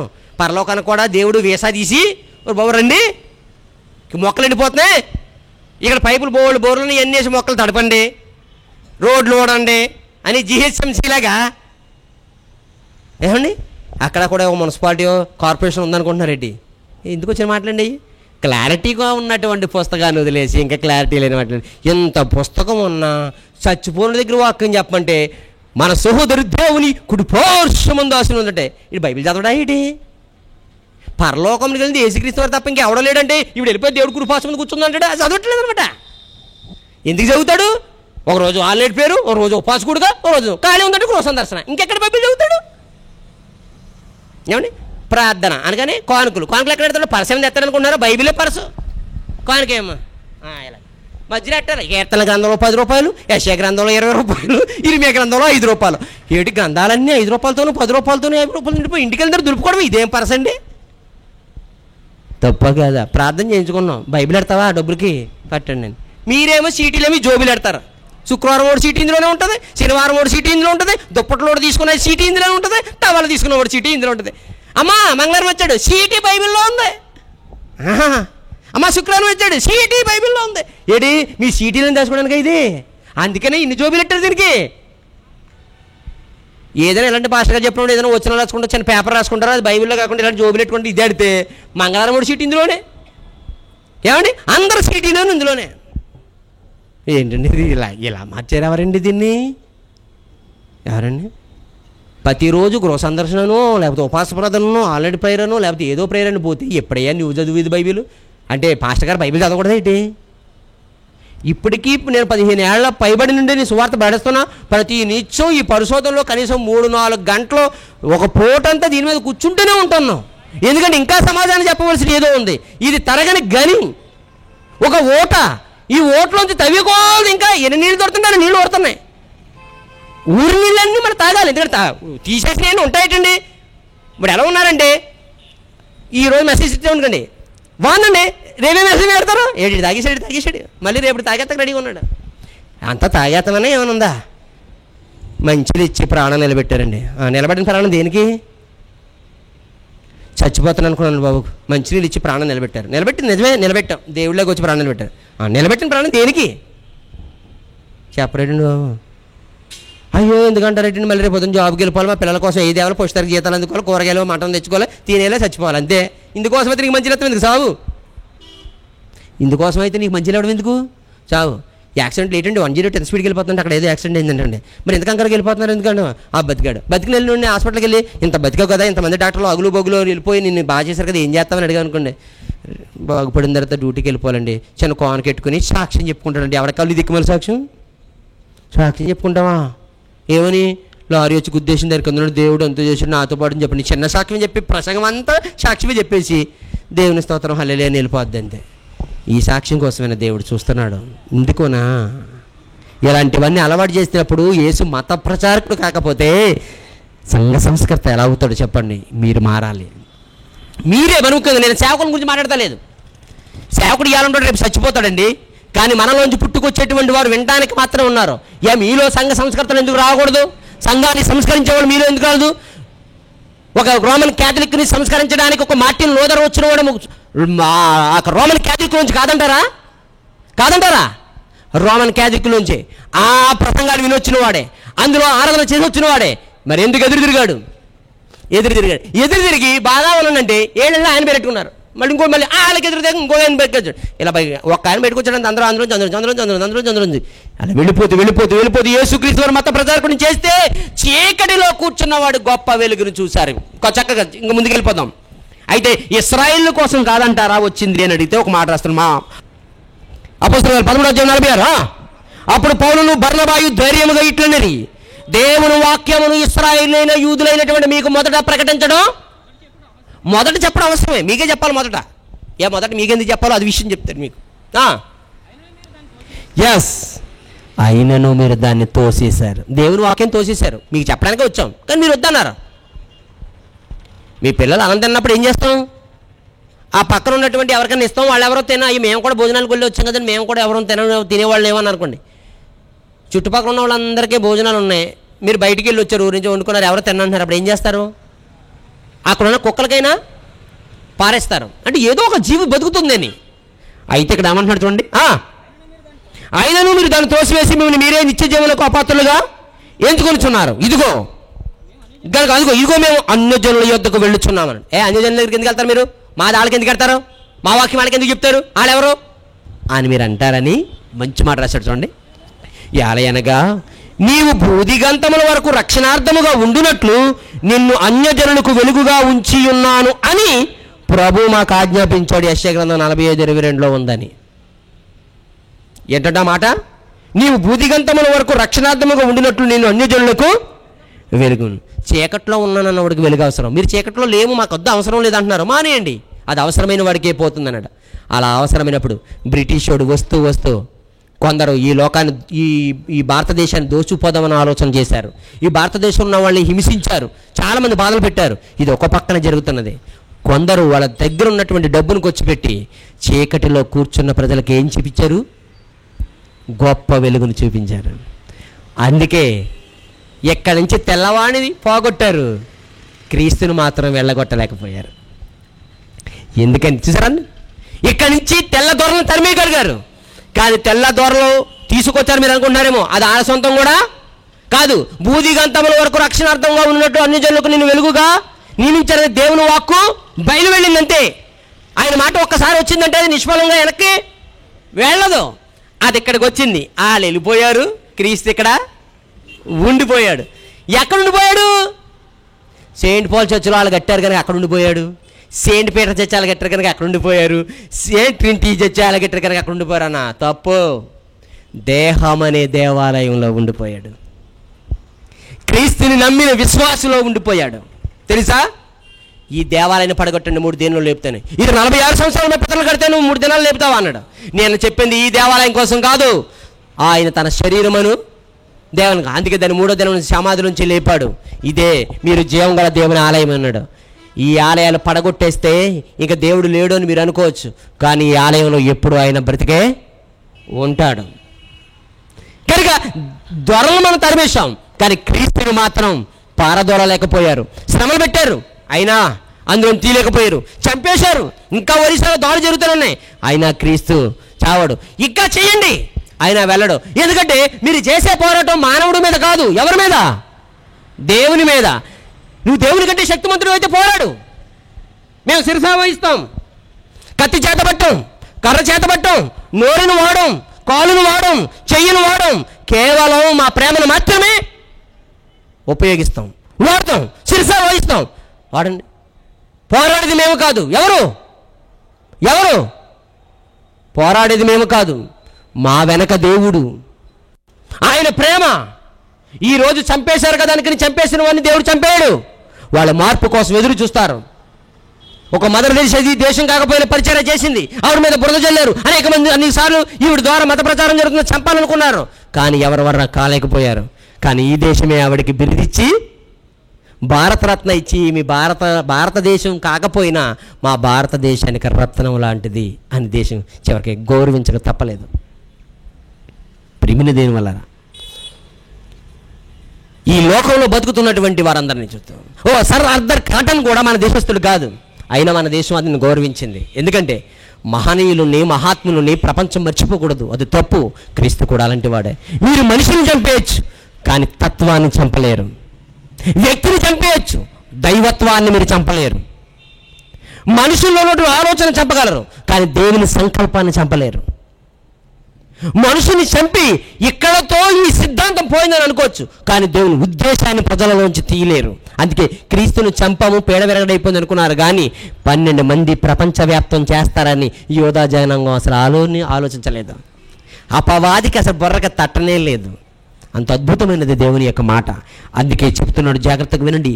అయితే ఇది అన్యజనులకు ఇప్పుడు చెప్పాను, మనకి సంబంధించిన వాడు మన దగ్గరకు వచ్చాడు గనక యేసుక్రీస్తు వారు చీకట్లో ఉన్న వాడికి వెలుగు చూపిస్తానన్నాడు. అవును, నేను పూర్వం నేను చీకటే, మీరు కాదా? ఎఫెసీయులకు రాసిన పత్రిక 5వ అధ్యాయం 8వ వచనం. ఎఫెసీయులకు రాసిన పత్రిక 5వ అధ్యాయం 8వ వచనం. మీరు పూర్వమందు చీకటి అయి ఉండ్రి. వెరీ గుడ్, ఈ ఒక్క మాట చాలు. మీరు పూర్వం ఏమై ఉన్నారు? మళ్ళీ చదవాల. మీరు పూర్వమందు చీకటి అయి ఉంటరి, ఇప్పుడైతే మామూలుగా వెలిగలేరు, ప్రభువునందు వెలిగై ఉన్నారు. వెరీ గుడ్ అమ్మయ్య. ఈ చీకట్లో ఉన్నటువంటి ఒకనాడు నేను ఈరోజు క్రీస్తు అనే వెలుగులో ఉన్నాను. ఒకనాడు చీకట్లో ఉన్నాననేటువంటి మీరు ఇప్పుడు వాక్యం అనే వెలుగులో ఉన్నారు. ఒకనాడు పాపం అనే చీకట్లో ఉన్నటువంటి మనము ఇప్పుడు క్రీస్తు వాక్యమును, క్రీస్తు రక్తము చేత పవిత్రపరచబడి లోకానికి వెలుగు చూపించేలాగా, నేను లోకమునకు వెలుగైతే మిమ్మల్ని వెలిగించాను కనుక మీరు ఈ లోకమునకు వెలుగై ఉన్నారు. నేను లోకానికి రుచి కలిగించిన వాడిని కనుక, నన్ను కలిగిన వాడు రుచి కలిగిన వాడు కనుక మీరు లోకమునకు ఉప్పై ఉన్నారు. ఎస్, దేవుని మాట గొప్పది. అయితే ఇక్కడ విషయం ఏంటంటే, యెరూషలేముకే కాదు సర్వభూదిగంతములకు అన్నాడు. అయితే మరి ఇశ్రాయేలుకి ఏమవదా? ఇశ్రాయేలుకి ఆయన ఏం చెందడా? ఆయన ఏం ఉపయోగపడ్డా అని ఆలోచిస్తే, అవును, మొదట మూలం అదే కదండి, వాళ్ళ లేకుండా అని ఆలోచిస్తే వాళ్ళకు కూడా ప్రాధాన్యత ఇచ్చాడు. మనకి ఎలాగిచ్చాడు వాళ్ళకి ఇచ్చాడు. చివరికి తెలుసుకుని మనం ఇంటికి వెళ్ళిపోతాం. లూకాసు వార్త 24వ అధ్యాయము 47 వచనం. లూకాసు వార్త 24వ అధ్యాయము 47 వచనం ఏముందండి అక్కడ? యెరూషలేము మొదలుకొని సమస్త జనములలో ఆయన పేరట జాగ్రత్తగానండి, యెరూషలేము మొదలుకొని సమస్త జనులు అంటే ఎన్ని భాషలు మాట్లాడే వాళ్ళైనా, ఎన్ని ప్రాంతాల్లో నివసించేవారైనా వారందరికీ సమస్త జనములకు ఆయన పేరట మారు మనసును పాపక్ష ప్రకటింపబడుననియు వ్రాయబడి ఉంది. ఇప్పుడు ఎవరి పేరట మారు మనసు పాపక్షంలో ప్రకటింపబడుతుందండి? యేసుక్రీస్తు. మీరు మారు మనసు పొంది యేసుక్రీస్తు నామంలో ప్రతివాడు బాప్తిజం, పాపక్షమాపణ నిమిత్తం యేసుక్రీస్తు నామంలో బాప్తిజం తీసుకోండి. ఎక్కడైనా యేసు లేకుండా మారు మనసు పాపక్షమం అనే దానికి ఇది లేదు. ఈ రెండు కూడా యేసుక్రీస్తు వారి నామంలోనే ప్రకటన చేస్తున్నాయి, ఏ దేశంలోనైనా ఏ ప్రాంతంలోనైనా. అయితే యేసెవరు, ఈయన కులం ఏంటి, వర్గం ఏంటి, ప్రాంతం ఏంటి, దీని గురించి ఒకసారి పుట్టుపూర్వోత్తరాల్లోకి వెళ్తే ఎందుకు ఆయన నామంలోనే మారు మనసు రక్షణ ప్రకటింపబడుతుందంటే దానికి కూడా కారణం లేకపోలేదు. చూద్దాం. యోహాను సువార్త 4వ అధ్యాయము, ఆ పక్కన చూడండి. యోహాను సువార్త 4వ అధ్యాయము 22వ వచనం. అయ్యా, మీకు తెలియదని ఆరాధిస్తున్నారు, మేము మాకు తెలిసిందని ఆరాధిస్తున్నాం. రక్షణ యూదులలో నుండే. అద్భుతమైన మాట అండి. రక్షణ ఎక్కడి నుంచి వస్తుందండి? యూదుల నుంచి వస్తుందా? అసలు యేసునే అంగీకరించిన దాంట్లోంచి రక్షణ ఎలా వస్తుందండి? మన గురించి మాట్లాడతారు కదా, రక్షకుడు ఉదయించాడట. ఎక్కడ ఉదయించాడు రక్షకుడు? ఎక్కడ ఉదయించాడు? చెప్పరండి బాబు, చలి కూడా లేదు కదండి ఎలా. యూదులలోనే. యేసెవరు? యూదుడే కాదా? ఎబ్రీ పత్రిక చేయబెట్టండి. అక్కడ బైబిల్ అన్ని రకాలుగా చదువుకున్నాం కనుక మీరు ఏది అడిగినా మేము చూపించగలుగుతున్నాం. ఆ దేవుడు ఆ మహద్భాగ్యాన్ని మాకు ప్రసాదించాడు. 7వ అధ్యాయం 14వ వచనం. ఎబ్రీ పత్రిక అపోస్తలుడైన ఎబ్రీ రాసిన పత్రిక 7వ అధ్యాయం 14వ వచనం. మన ప్రభువు యోధా సంతానమందు జన్మించనుట వాస్తవమే. అమ్మయ్యా, ఒక క్లారిటీ వచ్చింది. యేసు ఎక్కడ పుట్టాడు? ఇప్పుడు రక్షణ యూదుల నుంచే కలుగుతుందంటే యూదుల్లో నుంచా? యూదుల్లో పుట్టినటువంటి యోధా గోత్రపు సింహమైన యేసు నుండా? యోధా గోత్రపు సింహమైన క్రీస్తు నుండి రక్షణ యూదుల నుండే కలుగుచున్నది. ఏ అంటారు? వాళ్ళకంత ప్రాధాన్యత యేసుక్రీస్తు వారు ఆ యూదులో ఎందుకు పుట్టాడు? మా ఈ భారతదేశంలో పుట్టవచ్చు కదా. పుట్టుంటే మేము అంతా కాడ ఏం చేద్దాం? యేసుని నమ్మేదేం కదా అనండి. మరి నేపాలి కూడా నేపాల్లో పుట్టాలా ఏమండి? నేపాల్లో నమ్మాలంటే అంటే ఎన్ని దేశాలు ఎన్ని భాషలు ఉన్నాయో యుగానికి ఒక చొప్పున పుట్టాలేమో. ఇదే యేసుక్రీస్తు వారు. ప్రజలందరూ కలబోవు కాదు. ఇప్పుడు నేపాలీలందరికీ కలగబోవు మహా సంతోషకరం సువార్తమని అంటే 5 పైసలు బిడ్డలు వేసుకు మొక్కను వాళ్ళు వస్తారు. ఇప్పుడు నీగ్రోస్ అందరికీ తెలియాలంటే వెస్ట్ ఇండీస్. యేసుక్రీస్తు వారు అప్పుడు ఏ కలర్లో వస్తాడు తెలుసండి? ఎక్కడ దాకా ఏలాడే జుట్టు కాదు, ఇక ముడిసిపోయి రింగులు జుట్టు అంటే ఎంతే ఉంటుంది. ఒబామా గారి జుట్టు ఉంటే చూసారండి? మీరు కట్ చేసేస్తున్నారేమో అనుకుంటారు. కాదండి, నాకు అంతే ఎదగదే మరుగుజ్జు జుట్టు ఇది. ఆ వీటికి జుట్టు ఎదగదండి, ఇలా ముడిసిపోతుంటుంది. అప్పుడప్పుడు స్టవ్ మీద ఎంటికలు ముడిసిపోతాయి వేడి తగిలినప్పుడు, అలా ముడిసిపోతాయి. అప్పుడు యేసుక్రీస్తు వారిని చూపించారండి. ఇంత జుట్టే చూపించకూడదు, ఇవి ఒబామాలా చూపించాలా. ఇదిగో నీగ్రోస్ అందరికీ కలగబోవు మహా సంతోషకరమైన సువార్త పుట్టింది. ఇదిగో నైజీరియాలోనో లేకపోతే వెస్ట్ ఇండీస్ పక్కన మీ కొరకు రక్షకుడు పుట్టినాడు. ఎవరో అంటే ఇదిగో నీగ్రో అయినా యేసుక్రీస్తే అనాలా? ఇదా చైనీస్ అనగానే చేయం పచ్చిమిరకాయ ముక్కు, ఏనుగులను చించిన కోళ్ళు, ప్లాటన్ టీవీలో ఉంటుంది పైనుంచి మొఖం కింద దాకా. యేసుక్రీస్తు ఇప్పుడు అలా చూపించాలా? పొట్టుడను ఎంతే ఉంటాడు, జాకీ చాన్ లాగా. ఇదేంటి ఎంత ఉన్నాడు? మరి వాళ్ళు రక్షించడానికి వచ్చారంటే అలా పుట్టాలా? ఇంకో దేశం వెళ్తే అమెరికన్స్ వాళ్ళు తెల్లగా ఉంటారు, ఎత్తుగా ఉంటారు, టై కట్ షూట్ వేసుకుంటారు. అమెరికా జనులందరికీ సువార్తమానం అనగానే మళ్ళీ ఈ రెడ్డిని ఈడో కూడా వచ్చాడు ట్రంప్, రెడ్డగా లేడెత్తున్నావు తెల్లగా ఉన్నాడు మాకు రక్షణ కదా అంటాడేమో.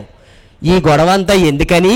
ప్రపంచ పటంలో నడిబొడ్డునున్న ఇజ్రాయేల్ దేశములున్న యెరూషలేములో యేసుక్రీస్తు వారు మానవ జాతి కోసం పుట్టినటువంటి ఒక యోధ, 12 గోత్రాలలో ఒక గోత్రమైన యోధా గోత్రాన్ని ఎన్నుకుని అందులో పుడితే ఆ గోత్రంలో ఎందుకు పుట్టాలని అడిగే నీ సమాధానానికి జవాబు యేసు దేవుడు రాయకుండా లేడు.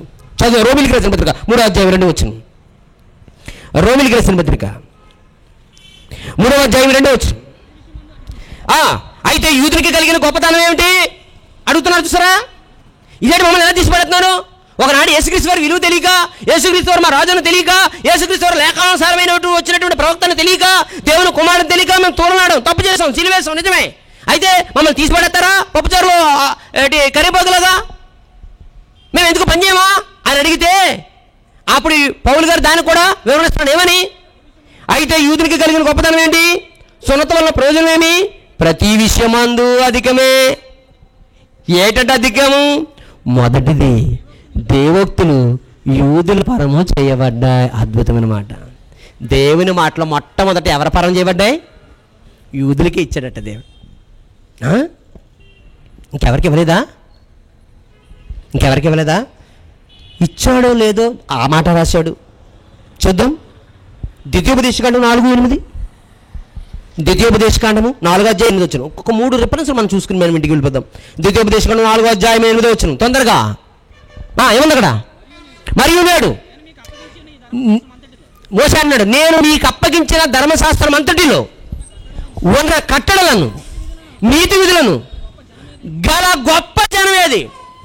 ఈ భూ ప్రపంచంలో ఇంత చక్కనటువంటి ధర్మశాస్త్రం కలిగి నీతి విధులు కలిగినటువంటి జనాంగం మరొకటి లేదు, మీరే అని చెప్తున్నాడు మోషే. ఎంత గర్వంగా! మీరే, ఈ గొప్పతనానికి మీరే అర్హులయ్యారు, ఈ గొప్పతనానికి మీరే అర్హులయ్యారు. దేవోక్తులు యూదులు పరం చేయబడ్డాయి. మోషే కూడా చెప్తున్నాడు, ఈ ధర్మశాస్త్రం కానీ ఈ నీతి విధులు కానీ కలిగిన జనం మీద చూపించండి, ఈ ప్రపంచం మీద లేదు, మీరొక్కరే అన్నాడు. మరో వచనం 147 కీర్తన 19 వచనం. 147 కీర్తన గ్రంథము 147:19. ఆయన తన వాక్యము యాకోబుకు తెలుసును. యాకోబన్గా ఇశ్రాయేలీలని, అంతేగాని యాకోబు అనేటువంటి ఒక వ్యక్తిగాని కాదు, ఇశ్రాయేలుకు ఆయన తన వాక్యమును యాకోబుకు తెలియపరిచెను, తన కట్టడలను తన న్యాయ విధులను ఇశ్రాయేలీలకు తెలియజేశాను అని చెప్పి కింద మంచి మాట రాశాడు. ఏంటది? అది ఏ జనమునకును, ఏ దేశంలో జనానికి కానీ ఏ జనమునకును ఆయన ఎలాగో చేసి ఉండలేదు, ఆయన న్యాయ విధులు వారికి తెలియకయే ఉన్నవి. గొప్పతనం కాదా మరి? యూదులకి రక్షణ యూదుల్లోంచి కలుగుతుందంటే ఎలా అని ఆలోచించారు మీరు? అద్భుతమైన మాట, అద్భుతమైన మాట. అయితే మరి యేసుక్రీస్తు వారు మరి బాగానే ఉందండి, మరి సంఘాన్ని సంస్కరించేవాడు దేవుడిగా వస్తే పైనుంచి వస్తాడు, ఒక మనిషికి పుట్టవసరం లేదు.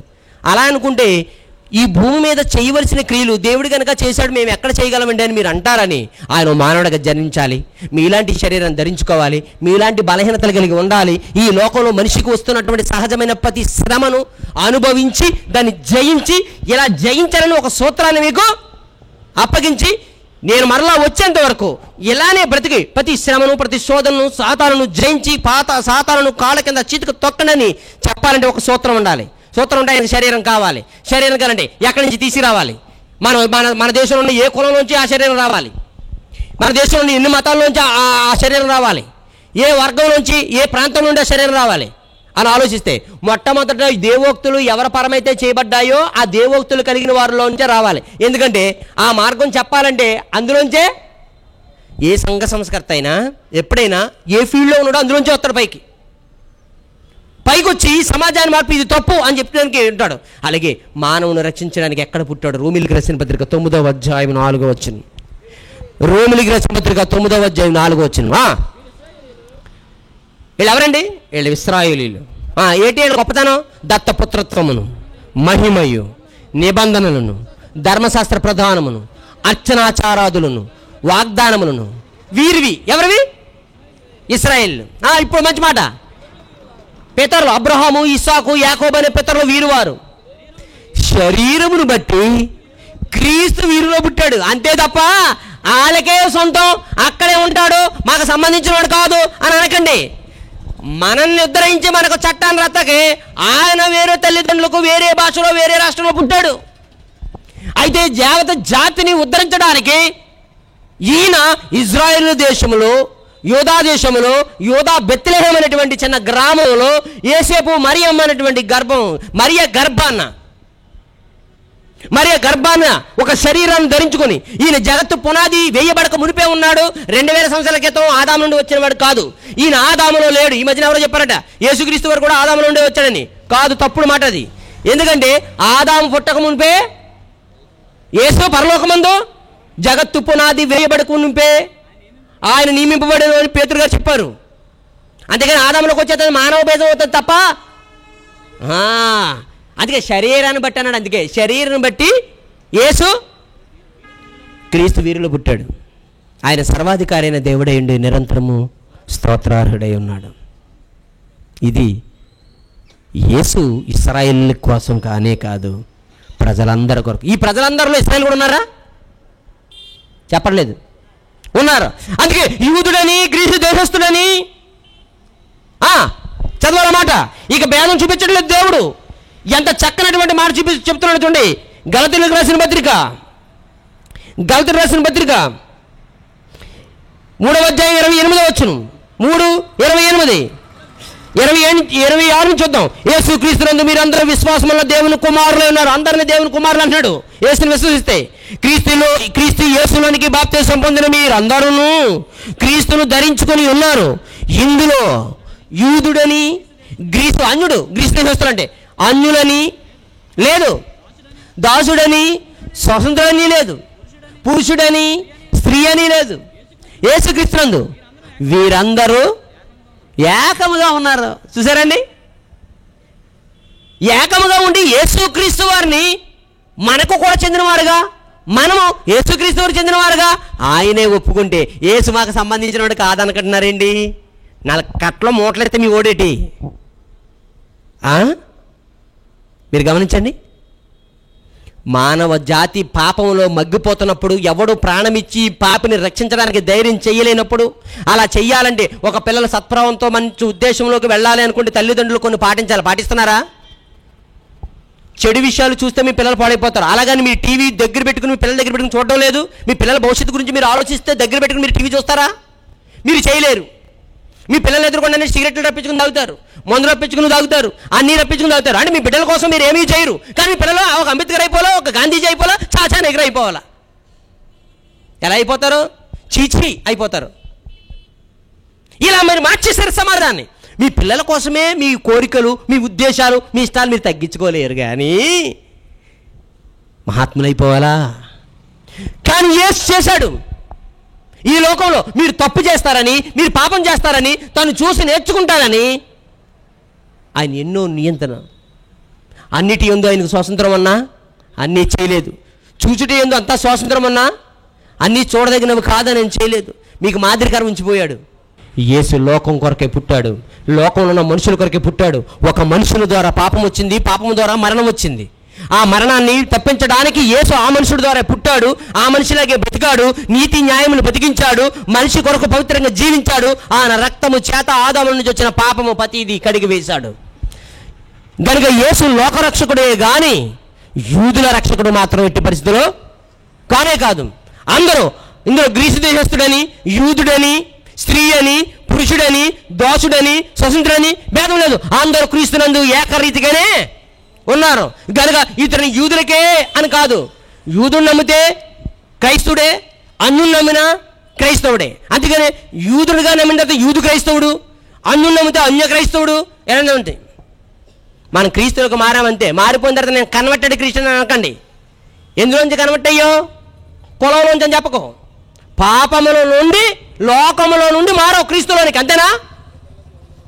లోకములో నుండి, పాపములో నుండి దేవునికి కన్వర్ట్ అయ్యామంటే ఏం చెప్పాలి? గొప్ప కులంలోంచి. బాబు ఎవరికి కావు నీ కులం? కులం అయితే గొప్ప కులం పాపాత్ముడు నువ్వు, అంతేనా? ఈడో తక్కువ జాతి పాపి, తక్కువ కులం పాపి, ఇతను ఎక్కువ జాతి పాపి. ఎవడైనా పాపే. మారో దీనికి మళ్ళీ కులం ఎందుకు? నీ ముఖం కులం వద్దు మనకి. కన్వర్ట్ అయ్యావు. ఎందుకు కన్వర్ట్ అయ్యావు? లోకములో నుండి పరలోకములో నుండి, పాపములో నుండి నుండి, అవినీతిలో నుండి నీతిలోకి, అన్యాయములో నుండి న్యాయములోకి, చీకటిలో నుండి వెలుగులోకి. ఇది కన్వర్ట్ అంటే. మారో. ఎందులోకి మారో? ఇక్కడికి మారో. ఇంతకుముందు దౌర్భాగ్యుడిగా ఉండేవాడు, ఇప్పుడు అదృష్టవంతుడుగా మారో. ఇంతకుముందు మానవుడిగా ఉండేవాడివి, ఇప్పుడు దేవుడుగా మారో. ఇది చెప్పుకోవాలి. కానీ గొప్ప కులం మారాడు ఆయన సాక్ష్యం చెప్తాడు. ఎవరు కావాలి జరిగిన బావతలకి? మనం చెప్పవలసింది క్రీస్తుకి సాక్షులుగా మారాలండి. ఈ సంవత్సరం ఇదే చివరి కూడిగా. ఇంక ముందు పెట్టడానికి కూడా మేము ఆర్థిక స్తోమతలు సరిపోవడం లేదు. మేము ఇంకా చాలా ఇప్పటికే సువార్త పరిచయలు ఎక్కువ దానాన్ని ఖర్చు పెట్టి అనేక ప్రాంతాల్లో సొంత ఖర్చులతో సువార్త పరిచర్య జరిగిస్తున్నాం. ఈ పరిచర్య ఎవరునూ సొంత ఖర్చులు పెట్టుకుని చేయలేరు. ఈ ఉన్నటువంటి నా దగ్గరికి వచ్చిన కొద్దిమంది చేత టీవీ ప్రోగ్రాం వెస్ట్ గోదావరిలో జరిపిస్తూ ఉన్నాం. ఈ మధ్యన ఇంతవరకు కూడా మేము ఇన్ని మాటలు చెప్తాను, కానీ మేము ఒక్క చోట అనేక మందికి బైబిల్ తరగతులు చెప్పడానికి కానీ సెమినార్ పెట్టడానికి కానీ ఒక స్థలం అంటూ మాకు లేదు. ఇప్పుడే ఈ మధ్యకాలంలో స్థలాన్ని తీసుకుందామని ప్రయత్నం చేస్తున్నాం. అది లోన్ కోసం ప్రయత్నం చేస్తున్నాం. ప్రియమైన దేవుని వారులందరూ కూడా మీ ప్రార్థనలో జ్ఞాపకం చేసుకోండి. ఇలాంటి మాటలు సమాజంలో చెప్పేటువంటి వారిని బ్రతికించుకోండి. అలాంటి మాటలు వినడానికి మీ హృదయాన్ని ఎల్లప్పుడూ సిద్ధపరచుకోండి. ఒకవేళ ఇలాంటి మాటలు మీరు వినాలనుకుంటే మీ వాట్సాప్ మీ నెంబర్లు మాకు ఇవ్వగలిగితే, ఇక్కడ కూర్చున్న ల్యాప్టాప్ల దగ్గర కూర్చున్నటువంటి వారికి బ్రదర్స్కి మీరు ఇవ్వగలిగితే మా ప్రసంగాలు నిరంతరప్రాయంగా రోజుకొక ప్రసంగం అనేక సందర్భాల మీద మీకు వస్తుంది. మీరు ఇంటికాడ వినొచ్చు. మరి అలాంతే కాకుండా మరి ఇలాంటి విషయాలు ఎక్కడైనా వినిపించాలనుకుంటే మాతో ఏకీభవించండి. తప్పనిసరిగా అది వీధైనా గ్రౌండ్ అయినా ఏదైనా క్రీస్తు వచ్చేటప్పటికి కొందరైనా మంచివారుగా మార్చుదాం, క్రీస్తులోనికి మార్చుదాం. మతం లోనికి కాదు, క్రీస్తులోనికి మార్చుదాం. మీ అందరి కోసం మేము ప్రార్థన చేస్తాం. నా కొరకు కూడా మీరు ప్రార్థన చేయాలండి నేను ఆశపడుతున్నాను. ప్రార్థన చేసుకుందామండి. ఘనమైన మా తండ్రి, నీ పరిశుద్ధమైన నామానికి వందనాలు, స్తుతులు, స్తోత్రములు చెల్లించున్నాం మా ప్రభువా. నీ కుమారుడైన యేసుక్రీస్తు వారిని ఈ లోకానికి పంపించకపోతే మానవ జాతి ఏమైపోను? అసలు ఈనాడు ఇలా బ్రతుకుతున్న ప్రపంచం ఎటుపోవును? సాతాను యొక్క ఆలోచనతో ఎప్పుడో పతనమైపోయి ఈ లోకం నాశనమైపోయి ఉండేది, ఎప్పుడో పతనానికి జారిపోయి ఉండేది తండ్రి. కానీ మానవ జాతిని ఉద్ధరించి పాపాత్మలో నుండి మహాత్మును తయారు చేయాలనేటువంటి నీ ముఖ్య ఉద్దేశంతో ఈ లోకానికి నీ కుమారుని యేసుక్రీస్తు వారిని పంపించావు. మానవుడంటే ఎలా ఉండాలో, మానవుడిలో పుట్టే ఆలోచనలు ఎలా ఉండాలో, ఆ మనిషి జీవితకాలం ఎవరి కోసం ఆలోచించాలో, ఎవరి కోసం జీవించాలో యేసు జీవితం మాకు ఒక మార్గదర్శిగా కనబడుతుంది. ఈ లోకంలో ఎంతోమంది జాతి నాయకులు, సంఘ సంస్కృతులు పుట్టారు. కానీ ఒక మానవ జాతిని, ప్రపంచంలో ఉన్న వారు అన్ని జాతుల వారిని ఎంత ప్రభావితం చేసి ప్రపంచాన్ని ఆధ్యాత్మిక చింతనతో మానవాళిని బతికించేటువంటి ఇంత గొప్ప మార్పుకు దోహదపడిన ఈ సంస్కర్త గొప్పవాడు. ఆయన మా హృదయంలో చేసినటువంటి ఆ సంస్కరణ గొప్పది, ఆ మార్పు గొప్పది. అది ఒక మాటతో రాలేదు, అది క్రియల చేత జరిగింది, అది మహాత్యాగం చేత జరిగింది తండ్రి. కనుక తండ్రి, ఇదిగో నీ కుమారుని యేసు ఈ లోకంలో చెప్పినటువంటి మాటలు ఇప్పటి వరకు ప్రతి హృదయాన్ని ప్రేరేపిస్తున్నాయి. చీకటిలో కూర్చున్న వారికి గొప్ప వెలుగును చూపిస్తున్నాయి. దిశ నిర్దేశాలు లేక ఇప్పటికీ ఆత్మహత్య చేసుకుంటూ ఉన్నారంటే వారు ఇంకా ఈ వెలుగులోకి రాలేకపోయారేమో తండ్రి. ఇంకా ఈ లోకంలోకి అన్ని జనులకు వెలుగుగా వచ్చినటువంటి యేసుక్రీస్తు వారిని మత ప్రచారకుడిగా చూడడం వల్లనేమో వారు ఇంకా ఆత్మహత్యల ద్వారా తమ ప్రాణాలు తీసుకుంటున్నారు. తండ్రి, అటు వారిని కాపాడండి.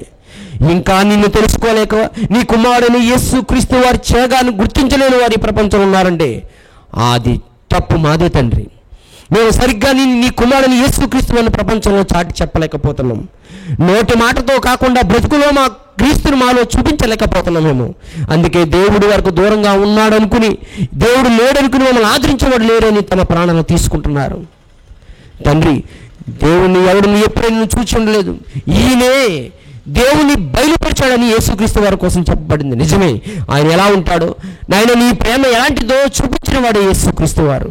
ఆయన ప్రేమను ఎరిగిన వారుగా ఆయన మా నిమిత్తం తన ప్రాణమును పెట్టాడు కనుక ప్రేమ ఎట్టుదో మేము తెలుసుకున్నాం. కనుక మేము మార్పు పొందని ఈ సమాజం కొరకు అవసరమైతే మా ప్రాణం ఇవ్వడానికి, మా ధనమును, సమయమును, కాలమును ఖర్చు పెట్టడానికి ఎల్లవేళలా మేము సిద్ధపడే కృప చూపించండి. నాయన, యేసును ఒక మత ప్రచారకుడిగా కాకుండా, ఒక వర్గానికి చెందినవాడు కాకుండా, ఒక ప్రాంతానికి, కులానికి సంబంధించిన వాడు కాకుండా, ఒక జాతికి నాయకుడిగాను, పాపులను రక్షించడానికి వచ్చిన ఒక రక్షకుడిగానే ప్రపంచానికి ఒక మంచి మెసేజ్ మేము ఇచ్చేటువంటి కృప చూపించండి. ఇక్కడికి వచ్చిన ప్రతి బిడ్డని పేరు పేరున దీవించండి, ఆశీర్వదించండి. వారికి ఉన్న ఆకారాలు అవసరం తెచ్చండి. ఎవరికైతే అనారోగ్యం ఉన్నాయో నీ చిత్తమైతే మంచి ఆరోగ్యం దయచే ప్రభా. వారి కుటుంబంలో శాంతిని, సమాధానం దయచేయండి. వారి కుటుంబంలో మారుమనసు లేని వారికి మారుమనసును, రక్షణ లేని వారికి రక్షణ దయచేయండి. ఈ యొక్క స్థలాన్ని మాకు ప్రసాదించిన టాక్సీ స్టాండ్ వారందరినీ దీవించి ప్రభా. విశ్వాసం ఉన్న వారిని బలపరచండి. వారికి ఉన్న ప్రతి అక్కర అవసరతను చిత్తానుసారంగా తీర్చండి తండ్రి. ఇంకానైనా మా దేశంలో ఉన్న ప్రతి సేవకుని ముట్టండి, సత్యంలో వారిని నడిపించండి, సత్యాన్ని ప్రజలకు బోధించేటటువంటి ధైర్యాన్ని వారికి ఇవ్వండి. ఈ లోకము, ఈ యొక్క భారతదేశంలో ఎన్ని శ్రమలు వచ్చిన, బాధలు వచ్చిన, ఇబ్బంది వచ్చిన క్రీస్తు నామాన్ని వదిలిపెట్టని గొప్ప విశ్వాసం మా అందరికీ దయచేయండి. ప్రతి వ్యక్తిని క్రీస్తు నుంచి సంపూర్ణంగా చేయడానికి మమ్మల్ని బలపరచండి. ధనం కోసము, బతుకు కోసము లేదా పదవి కోసము ఈ పరిచర్య చేయక క్రీస్తు నందు ఒక సేవకుడిగా ఈ పని చేయడానికి ప్రతి ఒక్కరిని ప్రేరేపించండి. ప్రతి ఒక్కరు ఒక మనిషికి చేస్తున్నట్టుగా కాకుండా క్రీస్తుకు చేస్తున్నట్టుగానే ప్రతి సహాయం ప్రతి ఒక్క వ్యక్తి చేయగలిగే కృప చూపించండి. క్రీస్తు పుట్టాడని పండుగ చేసుకుని సంబరపడిపోయేవారుగా కాకుండా క్రీస్తుని ప్రతి ఒక్కరికి పరిచయం చేసి దేవుని ఆనందపరిచేటువంటి నిజమైనటువంటి సంతోషానికి కలిగించే బిడ్డలు మార్చి అందరిని దీవించి క్షేమంగా వారి గృహాలకు చేర్చమని యేసు వారి పరిశుద్ధ నామమున ఈ ప్రార్థన అడిగి వేడుకొనుచున్నాము తండ్రి. ఆమేన్. తండ్రి దేవుని ప్రేమ, కుమారుని యేసు క్రీస్తు వారి కృప, పరిశుద్ధాత్మన్య సహవాసం మనందరిపై సదాకాలము తోడుగుండి నడిపించును గాక. ఆమేన్. అందరికీ వందనాలండి.